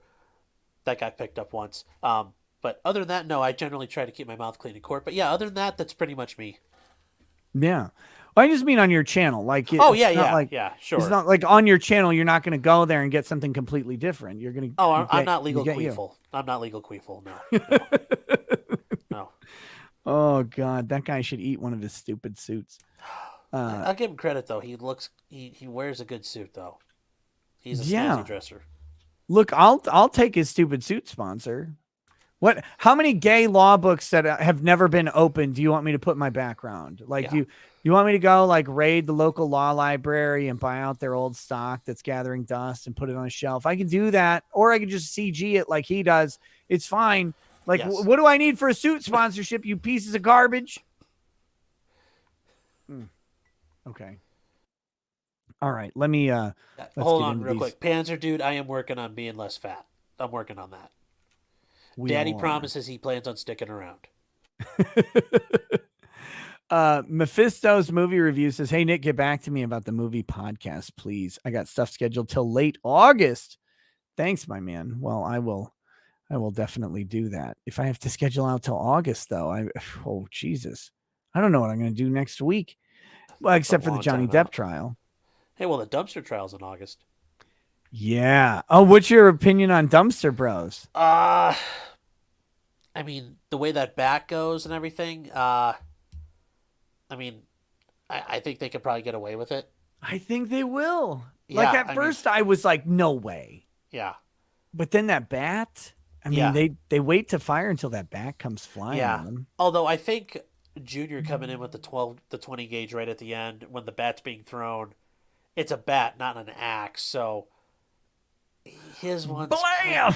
Yeah, he comes in and drops that dude. But I think it's an advantage of having their trials combined again. I think. Trying them together is probably a good idea. Yeah, it's good for them as defendants for sure, because like any ambiguity between their individual cases will get just kind of meshed together with the whole situation in the minds of the jury. And that's what you want there. You want the jury going, these two guys, dad is defending himself, Junior's defending dad, and that's what we need for that case. But I when I first saw that thing, I was like, I think these guys are guilty. I think they murdered this guy. And then as I'm watching it more and more, I'm like, you know what? Like, I think maybe they're going to pull this thing off. I'm pretty much the same way. When I first saw this, I'm like, oof, this is bad. All I have to say to the prosecutor is this. Thank you, swing. I legitimately am giddy for that trial because I spent a lot of time growing up in Texas. Till I was 10, I lived there, and then I was down there all the time. All of my family was in Texas. My parents were the only members of our family up in Minnesota, so we were down in Texas all the time. So when I hear those accents and I hear that, it just takes me home, like it is my country roads. And I go back and I'm like, I know that there's going to be some real characters, like the whole King of the Hill cast is going to be some guy like, yeah, you got to understand, man, that guy was coming at him with a baseball bat, and I would have shot him too. You know, you got kids to worry about, and his kid's standing right there. He was a grown man. He's not wearing a shirt or whatever. That doesn't change anything because I'd still be concerned. You know, you're gonna. Yeah, I think it's gonna look like hee haw when all the people from the neighborhood testify. Oh, it's gonna be so. It's gonna be so. It's gonna great. be good. I can't wait. Okay, I've got a. Oh, I think there's an early super chat or two that I might have missed. God, I hate how YouTube does these. I don't understand it, but I gotta go all the way back to the beginning. I've never had the chance to deal with super chat, so I don't know that problem. Well, they're wonderful, of course, but like the way YouTube used to have this great, they still have the same system, but it used to work a little differently. All the super chats that came in would be saved on this page, and you could just scroll down through them. And then they changed it a little while ago, where once the stream starts, any that came in before the stream get erased. And if you refresh the page at all, for whatever reason, they get erased. It's the dumbest thing in the world. Oh. It didn't do that before, but now it does. Patrick Augustus Caesar says, Penguins Delinda Est. Okay. Redato says, Nick, please toast to my pals Tommy and Edgar, who passed experiment biblically with a squid last evening. You were their hero. I don't know what that means, but to Tommy and Edgar, to Tommy and Edgar, passing the experiment biblically with a squid. Yeah, sounds horrifying. Maybe it's like they made tentacle porn. I don't know. Angry Baneling says, enjoy that Kektani Brown Justice, nose man. Good night. Yeah. Yeah, she's going to be great. She's going to make some banger opinions. I know it. I'm hoping to be just completely blown away and surprised by because Kagan will occasionally come out with a good take. Like rarely, but it sometimes happens. And the reason Kagan comes out with a good take is because Kagan's whole purpose was to preserve Obamacare. Like that's why she was in. She shouldn't have heard the case. She was like on that case. Originally, she should have recused herself, but she didn't. But whatever. That's why she was put in. So the thing with Kagan is she's not full on like crazy liberal shill. She's crazy liberal on a bunch of stuff, but she's not 100% there. She's like 90% there. So you occasionally get this interesting take from her and you're like, oh, wow, Kagan did something right. Sotomayor, you never get that. Oh, yeah. Well, the one thing I will say about Sotomayor, I give her and Thomas credit. Like, they both were gunslingers at the trial level way back in their day. Kagan, I mean, Jesus, she was like the Harvard law professor. Like that. Yeah. She has done some good opinions and made some good thought, but people are worried about qualifications. I mean, they threw her in as a solicitor general just so she could have it on her resume. Yeah, she's like the most unqualified of them all. Yeah, she's literally like, she's not the diversity hire, she's the agenda hire. Yeah, and she's the company man. It was for that one opinion. They really didn't care what happened after that. And she's a disaster in that way, but she occasionally has some good stuff. Sotomayor is full on like loony bin lefty. And she's the wise Latina. Yeah. You gotta give her that credit. I also watched so wise. that movie. What was that movie called? The Conjuring spinoff with the doll, Annie. Oh, yeah, I know what you're talking about. Yeah, that what was that movie called? I'm sitting there. So my some of my sibling in-laws were adopted. Actually, the majority of my sibling-in-laws were adopted, and 2 of them are Hispanic. And so I'm with my brother-in-law, and we're watching that movie. What was it? Annabelle? Annabelle, yeah. We're watching Annabelle, and the fucking wise Latina bookstore owner or whatever comes on, and I just look at him and I'm like, "You see this bullshit?" And he's like, "Damn it!" It's like it's always like some old like Latina Yes. housekeeper who's like, "Oh, let me tell you about the devil." It's always so fucking Yes. cheesy. That's what Sotomayor is, right? She's Yes. awful. Oh God. Yes. Music and Fiction says, "Go Indians, screw the Guardians." I agree. That's Yeah. I don't know if it's on the screen, but I got Chief Wahoo behind me. The Guardians are horrible. That's so garbage. The funny thing is, only white people cared. Only white people cared Well- about these stupid team names. Well, if you go to Indians games, there would be some Native American. At least they claim they were, sitting out front claiming this is such a horrible thing. And okay, fine, we'll delete you from our culture. Like, no more popular culture references to you either. Hope you like that. I think the reservation system is one of the worst things we've ever done. In all honesty, It is, but I mean, the only other option is pretty much how we're the only people in history really have done that. Otherwise, you go the way of the Romans, and there's no assimilate. more. There's no Assimilate more or Gallic, leave. Yeah, there's no more Gallic people anymore for a reason. I mean, Yeah. we could have done it that way. In the long run, like having separate sovereigns within our country is very weird, and then all of the shit that comes with it, where it's like this like pseudo maintained culture. Yes.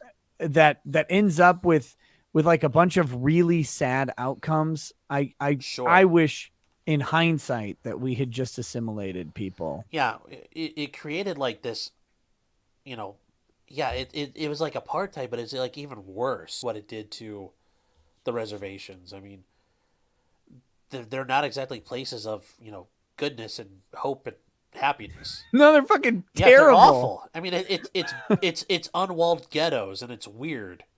Yeah. I mean, like only because like no one wants to build the wall there because they all.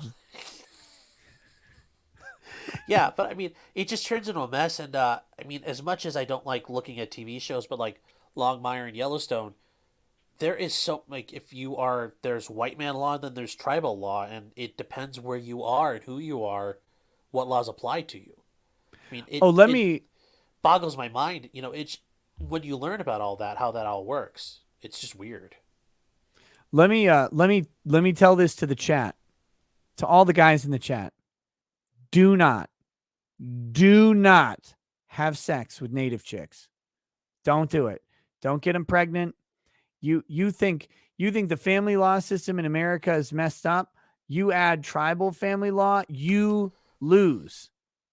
That's how that goes. You lose tribal family law to the tribe. So, if you value having children in any way, don't do it. Well, I haven't been out west, but I was just told stay the fuck away from the res. That's the safest bet for you. Yeah. Yeah. But it's and I guess women too, but yeah, like the parental rights and tribal like the tribe owns the kid. The parents don't, and you don't want to be in that situation. Grandmother Willow owns the kid, like Pocahontas.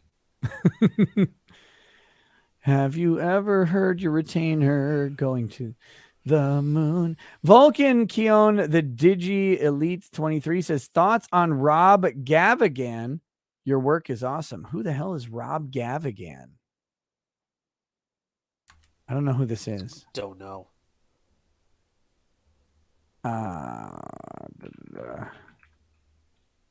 YouTuber. Never heard of him. Looks like he does some true crime stuff. 3 million subscribers. Holy shit. Shit. Okay. Well, I can't really talk shit about him then. I can. No, it looks like he does like some true crime type stuff and mysteries and stuff. I have no idea. Not familiar with his work at all. Never heard of him, but sounds cool. Apparently, a lot of other people like him. See Goody says, Susan unsub me again, paying member and mod. Yes. Thank you, Susan. Look, guys, I've been trying not to bitch about it, but the past couple weeks I've been in YouTube turnoff mode. That is where you lose subscribers consistently every single day until one day they turn it back on and you gain subscribers consistently every single day. So right now I've been in lose subscriber mode. That's why I turn on subscriber only chat for all of these live streams, because it does let people know that they've been unsubscribed and it helps you get back in. It's fucking annoying. Roy Rat says Nick Kit, pain in the ass to use. And yes, use the wrong one from the Nick kit and it can cause big problems. Oh, this is going back to those the narcotics kits. Yes. All that shit's voodoo. The dogs, those are like Ouija boards that lick their own assholes. I mean, it's all a scam. Yeah. You know, it's the only place in the world where the machine that can detect drugs chews on its balls for fun. Yeah, and the machine often isn't detecting drugs, but is just responding to cues, nonverbal cues from its canine operator. And yes. And here's the thing: cops have lots of intuition about where things are going based on their experience or whatever, and a lot of times they're right. So they indicate where they think the drugs are, even subconsciously, and the dog will pick up on the indication and do the thing.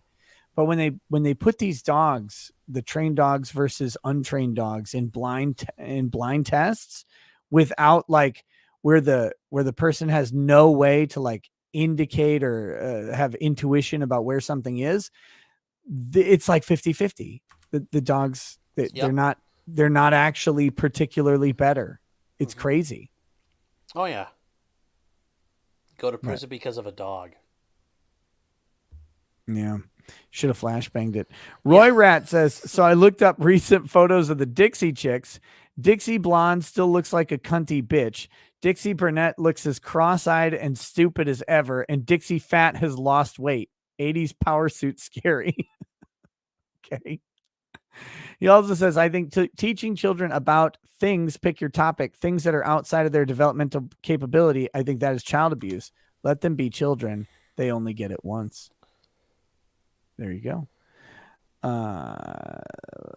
Ulashed1 says, judge for the Parkland shooting case excused someone from jury duty for having a sugar daddy. Judge played it straight face the entire time. Look, I'm going to say it. I've had enough to drink. It's late enough in the show. I'm going to say it. The Nicholas Cruz judge can do whatever the fuck she wants. If there's a simp-worthy judge, it's that judge. The Nicholas Cruz judge she has earned the right to make whatever decision. I'll pull her up real quick. Yes. You know, it's like where all the hot teachers were when I was in high school that were running around, you know, banging the students. Where are the hot judges like this? Because I really haven't run across any. Yeah. Well, in my travels. I brought her up on stream before. Here we go. Here we go. We'll pull her up. Look, I'm just saying she can make all kinds of decisions on her own. She doesn't need anybody's help. No. She's doing just fine. I'd approach her in chambers. You know, Judge, can you help me? I gotta suppress something here. Yeah. Close. So yeah, she's good. She understands. Look, this girl's got a sugar daddy. She's got to go see her. Yeah. It's fine. She's like, we've all been there, sweetheart. Have a good day. Mike Sullivan says, it was Pandelirium. I thought we would be killed or even worser. Vulcan Keon, the Digilite, says, thoughts on the Clay Travis and Buck Sexton show. I have no idea who Clay Travis is. He's Outkick the coverage. If you're on Twitter, he's Outkick. Yeah. He's I've never heard him. I used to listen to Buck Sexton when he first got a show on the Blaze way back when, and I thought he was okay. It was fine. It's a really popular show. Yeah, but I mean, I also kind of look at it as he used to work pretty sure he was a spook, wasn't he? For the CIA? Yeah. Yeah. Yeah, good enough for me. Yeah, I'm sure you're not still involved in that at all, bro. Yeah, it's like Just gangs. saying. You just get out of that life. You're just like, oh yeah, I'm done. Yes. No, but his show, like as far as his show went, I always thought it was interesting, or whatever. He has a decent delivery, but I was never compelled to listen to it. You know, I Yeah. but it's hugely popular now. Like it's one of the top shows in the country. Yeah, I thought they were going to collapse. I just didn't think anybody'd take over for Rush. But apparently they Yeah. figured it out. C Goody says no hesitation on team no balls. Much respect for Sean. I mean, it's the only point in this interview where I've really lost some respect for you, but it's okay. Catherine Cooper says, Nick, you and Sean should hang out. We are hanging out. Yeah. Captain Capafew says, hey, Ricada, I'm excited for the Depp Heard case. Do you have a favorite Warhammer fantasy fiction? Mine is fantasy faction. Mine is the Vampire Counts. When trying to think what I play when I play is Vampire Counts, right? Like I don't like Manfred von Karstein. I like the two lovers. I can't remember their Isabella and shit. I can't remember the main guy. But I like them. I like the Red Duke. I think the Vampire Counts are a cool fucking faction. When I play Total War, that's who I play most is Vampire Counts. But I'm not really into Warhammer Fantasy that much though. So don't like, I'm not out here trying to front. Ann Larson says, have you guys reviewed and discussed Dr. Husel's case at all? If not, will you, and what are your thoughts? We did. This was sent before we did, but we did. Yeah, Vlad von Karstein is Vlad. Yeah, there you go. Laughing Dog says, when will a victim of Mrs. Groomer SCOTUS early release sue? You can't. You can't sue judges. Yeah. Nobody to sue there. Sorry. Yep. You can't do that. Unfortunately. TJ Ventura says, Regina Chu went to your alma mater. She announced her retirement this week. Thank God. How did her retirement announcement take 6 months? Probably wants to get out of Minneapolis. Don't blame her. I'll allow it. Yeah. Bames John says, can Sean get any more based? Subbed. Question for Sean. Are traps gay? At some point, they're not. At some point, they're not. I mean, you can't. I'm an attorney. Saying always and never, I think, are dangerous things. So, at some point, so it depends. It's got to. It's got to. You can't just go through life saying, you can't draw a hard line like that. I don't think you can. There you go. Roy Rat says, that judge, she looks painful. Guilty. Aren't you? Yes, you are. Say it. I'm a guilty little bitch, Your Honor. Fun, but deadly. Overrule me, Judge, please. Ooh, I love it. Mandy Karavichus says, Nick likes the Ogre Kingdoms because they are an army of Ethan Ralphs. No, he doesn't get that much credit. He does not. Ogre Kingdoms are funny, but look, I always go back to Vampire Counts. Ginger Ninja says that warrant was actually signed by the same judge who was over the Derek Chauvin trial. Crazy, right? Oh, Peter, what's his name? Oh, yeah, he was Peter Cahill. I remember Cahill, when I read the warrant for my prepping for that video. I was like, wow, small world. But that happens because they go to judges. I mean, that's not really, it's just, that actually is a coincidence. That's not something suspicious. Surprisingly. JH says, do you say pecker or dingle? Either. No, schlong, mule. Lucas Wallace says, I don't necessarily want to be a lawyer. I just want Esquire after my name. Do I have to go to law school? I don't think there's a law around it, so you could just yeah. Just call yourself Esquire. Didn't you watch Bill and Ted? I am Bill S. Preston Esquire. I'm Ted Theodore Logan. Walter Deadman says, well, in fairness, you have to go back and finish him off. Never know when you'll get a zombie. Yeah, no, true. That was the road Yeah. rage shooting. Yep. They're worth Cowboy shooting, shit shoot 'em says again.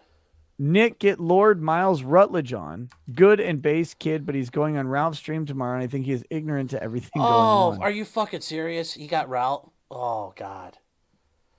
Yeah, Miles- Lord Miles is going on Oh, Ralph's so channel, apparently. that's a fucking waste. Well, No, I know. you I'm know. just saying I feel bad for the kid. Carmelo Giovanni says he goes into Afghanistan as we're pulling out. He goes into like Ukraine when there's war brewing.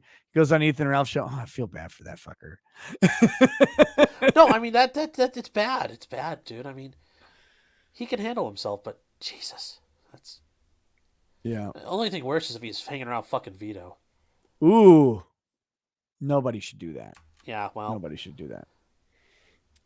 Carmelo Giovanni says, world's absolutely crazy.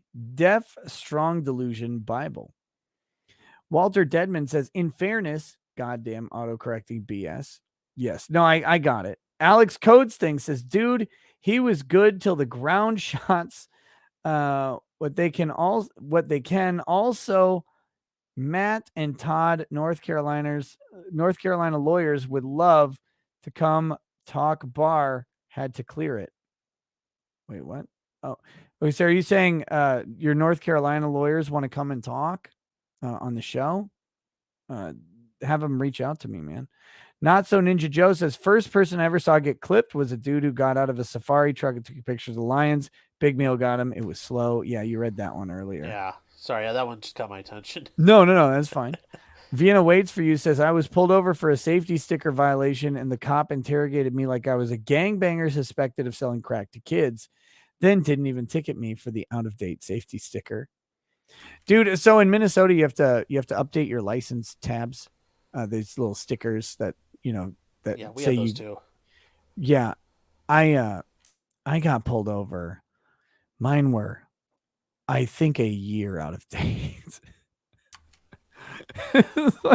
I didn't get a ticket for it either. I'm like, why? Yeah. Why didn't you ticket me? Like, I'm way past the date here, but Yeah. Just don't say anything. Yeah. American Legend upgraded the membership to lawyer status. Thank you, American Legend. Joshua Daly says, my brother was pulled over by a cop. He was afraid of getting a DUI, so he sprayed cologne in his mouth to cover the smell. Oh. Breathalyzer was off the charts. He was arrested. Yeah. Blood test later showed no DUI.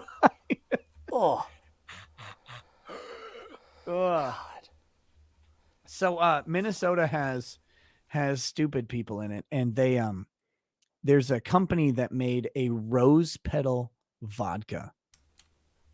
So they made the vodka out of roses. You can do that. It tasted like what that was. I've never sprayed cologne in my mouth, but I know exactly what it's like because I've drank that rose vodka, because it like your mouth, like all of the moisture and air gets sucked out of it, and you taste like perfume. God, it was so fucking gross. So it's not much farther along than this stuff. No, it's not much worse than Jim B. Yeah. Or J&B. Yeah. B. Ivory Law says, you best watch your mouth talking about me, Whitey. Of course, he's here in the chat. Rob Price says, Nick, I sent you a Twitter DM of the reason you don't walk behind moving equipment. Also have a road rage story for you. I was chased by 3 guys in an SUV and got out and grabbed a shovel from my truck. Awesome. Why not just keep driving, bro? Like yeah. Just keep driving. Maybe he was chased on foot and got to his truck. Oh, okay. I have no idea, but maybe. Yeah. The picture he sent me was a guy flattened by an excavator, just mashed into the dirt.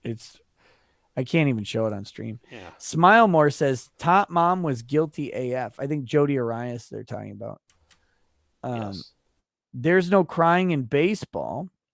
Says gracias para la unbreaded, for the unbreaded.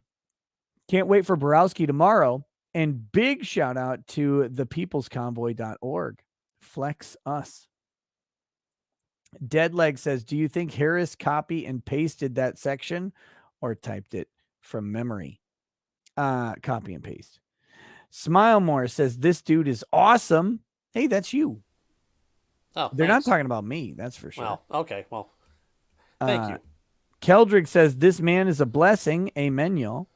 Wick Dipper says, hey, Nick, can you pronounce acolyte and accolade for us again? Just so we can point and laugh, you grammar nerd. Acolyte and accolade. I guess it's accolade. I don't know. I don't care. Yeah, accolade and acolyte. Yeah. Tell you what, chat. If you ever think that I'm wrong on how I pronounce something, you're fucking wrong because I'm famous. I'm a professional talker, so what I say is correct. I'm on the YouTube. Correct. Hungry for Heaven says, hey, Nick, you're probably tired of hearing about this, but I've been out of the Vic Mignogna loop for a while. Was curious as what his chances are looking like lately. The same as they always have been. You know what? I meant to check. I didn't check and see if I'm guessing since I didn't get blown up with a bunch of messages that they did not release an opinion today. His chances are the same. They're, frankly, they're low because all appeal chances are low. Yes. I've tried to set that expectation for people from the beginning. The chances of winning on appeal are low. I hope he does. I think it'll be the funniest thing ever, and I think he deserves it. And I think that Judge Chupp was completely wrong in his decision. That's my personal opinions, but they're low. But we are stuck waiting. It's now forever. Scott Christie Jones says, weird British American legal fact. At the Magna Carta signing site here in the UK, the largest monument is from the American Bar Association. There you go. That's neat. Yeah. Speaking of English and American legal facts, the right of reply retard who is citing, he's suggesting again that I'm a pedophile because I use the term child pornography. And then he apparently cited to British law where they're called indecent, illicit pictures of children. Hey, homie, in the U.S., so much better. In the U.S. code, it's called child pornography. Yes. That's the actual American statutory legal term for it. Yeah. So, right of reply, stop fucking kids, please. Yes. For the love of Christ, you're disgusting. And quit looking at cheese pizza. It's not going to help you. Yeah, stop it. Stop it.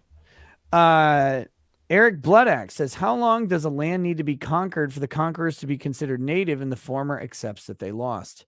8.5 minutes, actually, if you do it right. Bear Lamb says, hello from Winnipeg, Manitoba, Canada. That is one hot judge. Yes, Your Honor. Yes, Your Honor. Lol. Ann B. Feinstein says, what Blaze show / episode were you on? Has it aired? Yeah, I was on Elijah Schaefer and Sydney Watson show. You Are Here. It was the show that occurred on April 1st. And you can find it by going to the You Are Here YouTube page, and my stupid face is on the thumbnail. It's just a couple days ago, so you can check that out. William Barnes says, most traps are straight, but liking them makes you gay. It's only gay if you push back. That's what I heard. It's only gay if you push back. Or if you're different. I think it's gay before then. No. Sometimes it's about power. It's like in Shawshank. It's not about love, it's about power. Okay.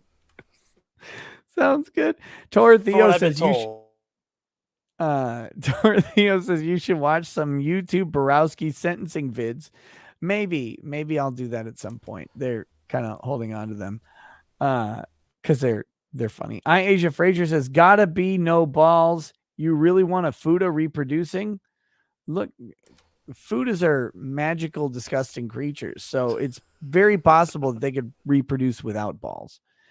No laws with White Claws says, please toast in black preacher voice all the feds that will build the Great Wall. What? Why would the feds build the Great Wall? Here, I'll do it.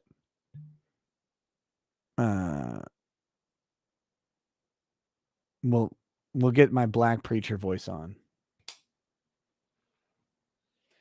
Amen, church. Can I get an amen? I woke up this morning and I was out there for the Lord, as I always am, ready for the Lord, ready to hear his message. And I received a message from the Lord, and he said, we got to have prayers. We got to have blessings. We got to have adulations for the feds who will be building that wall, the great wall, the wall of the Lord. Can I get an amen? Can I get a support? Can I get some prayers? Can we get some donations for the great wall and the great feds who will build it? Amen. There you go. And toast to that.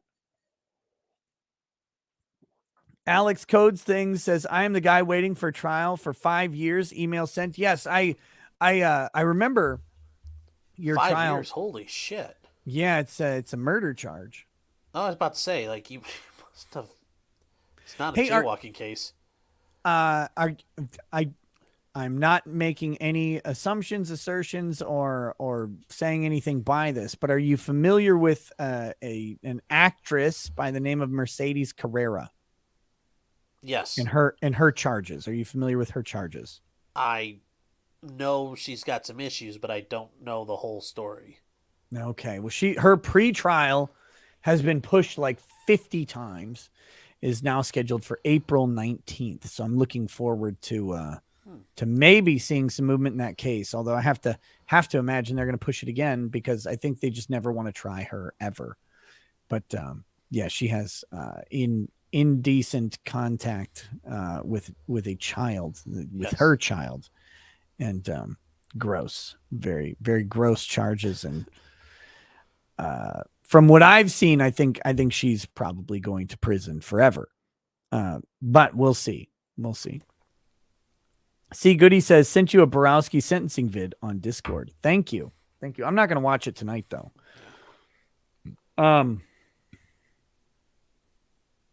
Roy Rat says, Judge, that's it. Contempt of court. Time for the scales of justice. You need to be punished. No, Your Honor, not the scales, but please. So there's that. That was awkward. And Roy Rat says, when I was a breath test DUI instructor, we taught the students to wait 15 minutes.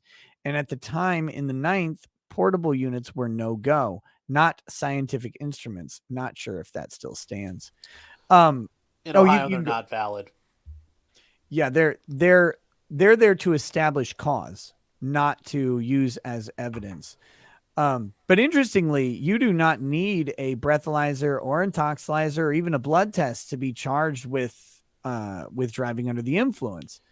Those are all just merely evidence, but there could be plenty of other evidence. For example, if you crash your car, there's a mailbox on your windshield. Yeah, and you're stumbling around like a lunatic and slurring your speech, and your eyes are glassy, and your name is Ethan Ralph or Kevin Landau. Like, the cops can just decide that you are driving under the influence. So they don't need the numbers, and those you could actually blow below the legal limit and still be cited if it has negatively impacted your driving. I've had those cases as well. I've defended people with like 0.05s before. Yeah. And that's when you become like, you're like, man, these numbers are really important. They don't have the number. The statute says 0.08. And if it's not a 0.08, how can we possibly say that the legislature worked long and hard to develop the standard? Oh, no. It's the only time numbers I actually can handle. That's why I went to law school. We should really respect the legislature now. It's as always. We really defer to that legislative intent, Judge. That's what it's always about. You know me. Roy Rat says, oh wait, I read that one. That's it. That's what we got. That's the show. Do you want to say anything? I mean, other than that, I'm gonna play the outro. No, apparently. I'm curious to see. Apparently, I got 1 million fucking subs right now. So thanks, everybody. Good. Yeah, thank you. But no, I had a fun time, Nick. Thanks for having me on. Well, I'm glad. I enjoyed it very much. We'll have to have you on again. I'll be streaming the Depp trial. I can certainly. Are you on Twitter? Yeah, I am. Is it just potentially criminal? Yeah, or? yeah. I mean, I really had set that up too far, so I just mainly I use Well, Twitter. I use a separate account on Twitter to be a big asshole to people on law Twitter. So that's pretty much all I use it for. there's no more deserving group of people that of an asshole than law Twitter. Yes. I hate them Yes. with a passion. The smug levels are off the chart. Yeah. DM me on Twitter because I can Okay. add you to the lawyer group that we have so that people, can invite people to live streams and stuff like that. Sure. And if you would like to participate and have time for Johnny Depp stuff, I'd be happy to have you on to watch that trial and make fun of all of the ludicrous celebrity antics that we're probably going to see. Yeah, I'll let you know. I'd say I know the next couple of weeks are kind of like in flux for me right now, so we'll see. Yeah. Well, thank you for coming on. Phoenix Lord Asterman says, Nick, did you see the Gunt threatening a lawsuit over what Elijah said on your show?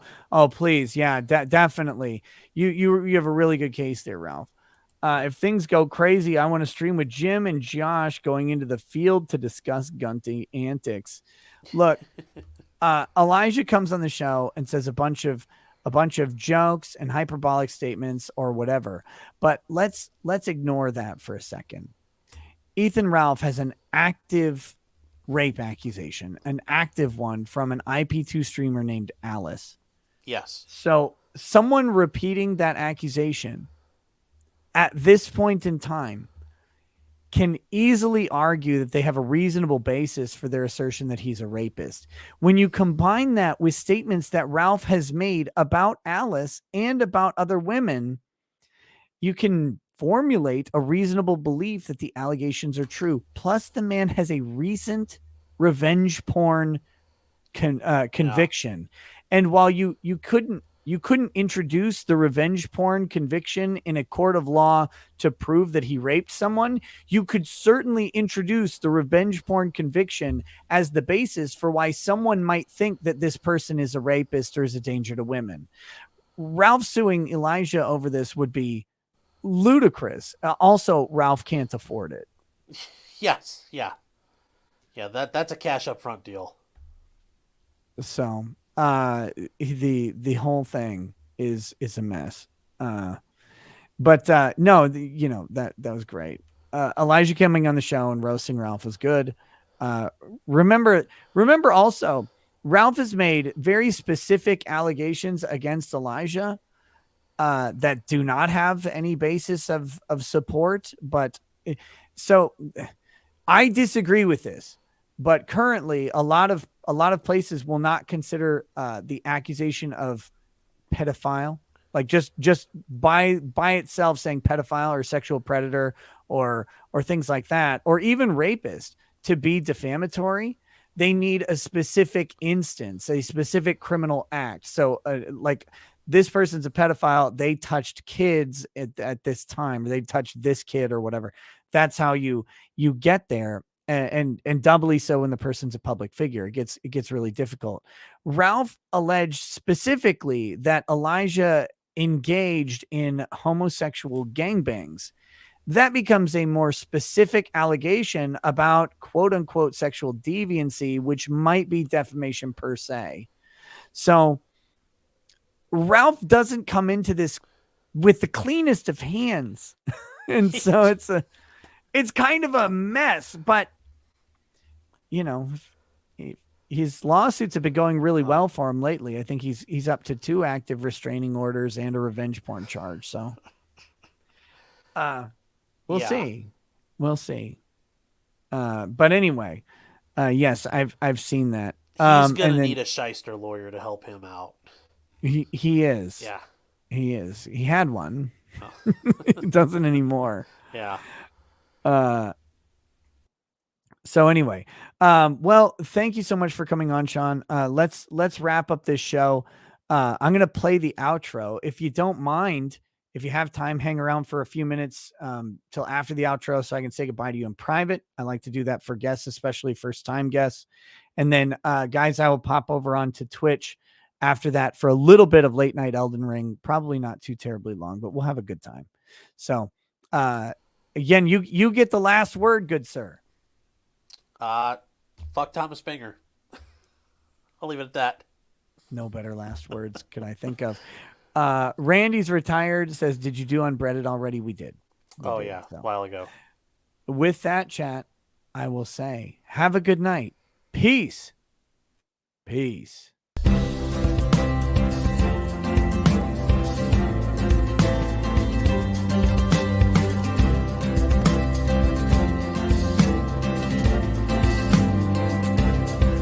Oh, he drinks a fair bit, but you realize that it just helps get his noggin jogging along. With his glass by his side and his kids asleep tight, we'll hear some lost-plaining tonight.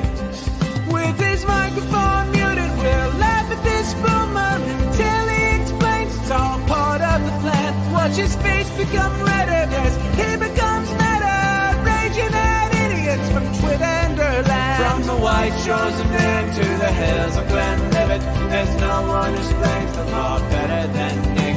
So pour out a glass for the ones who have passed, to make the law what we have now.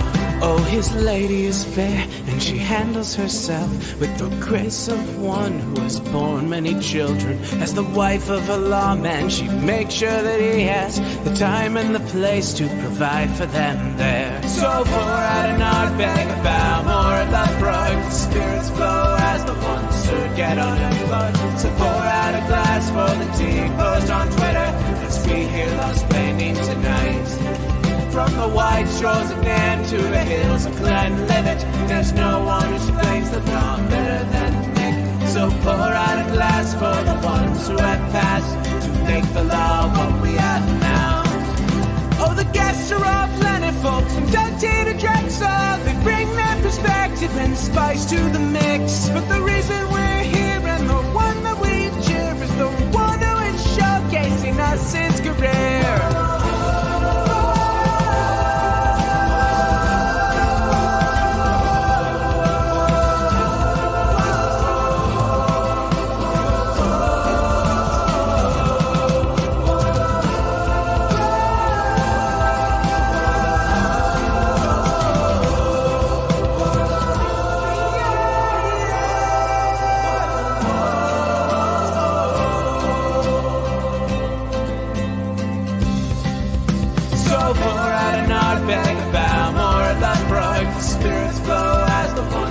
Get unemployed. So pour out a glass for the tea post on Twitter, as we hear lost-plaining tonight. From the white shores of Nan to the hills of Glenlivet, there's no one who explains the law better than Nick. So pour out a glass for the ones who have passed,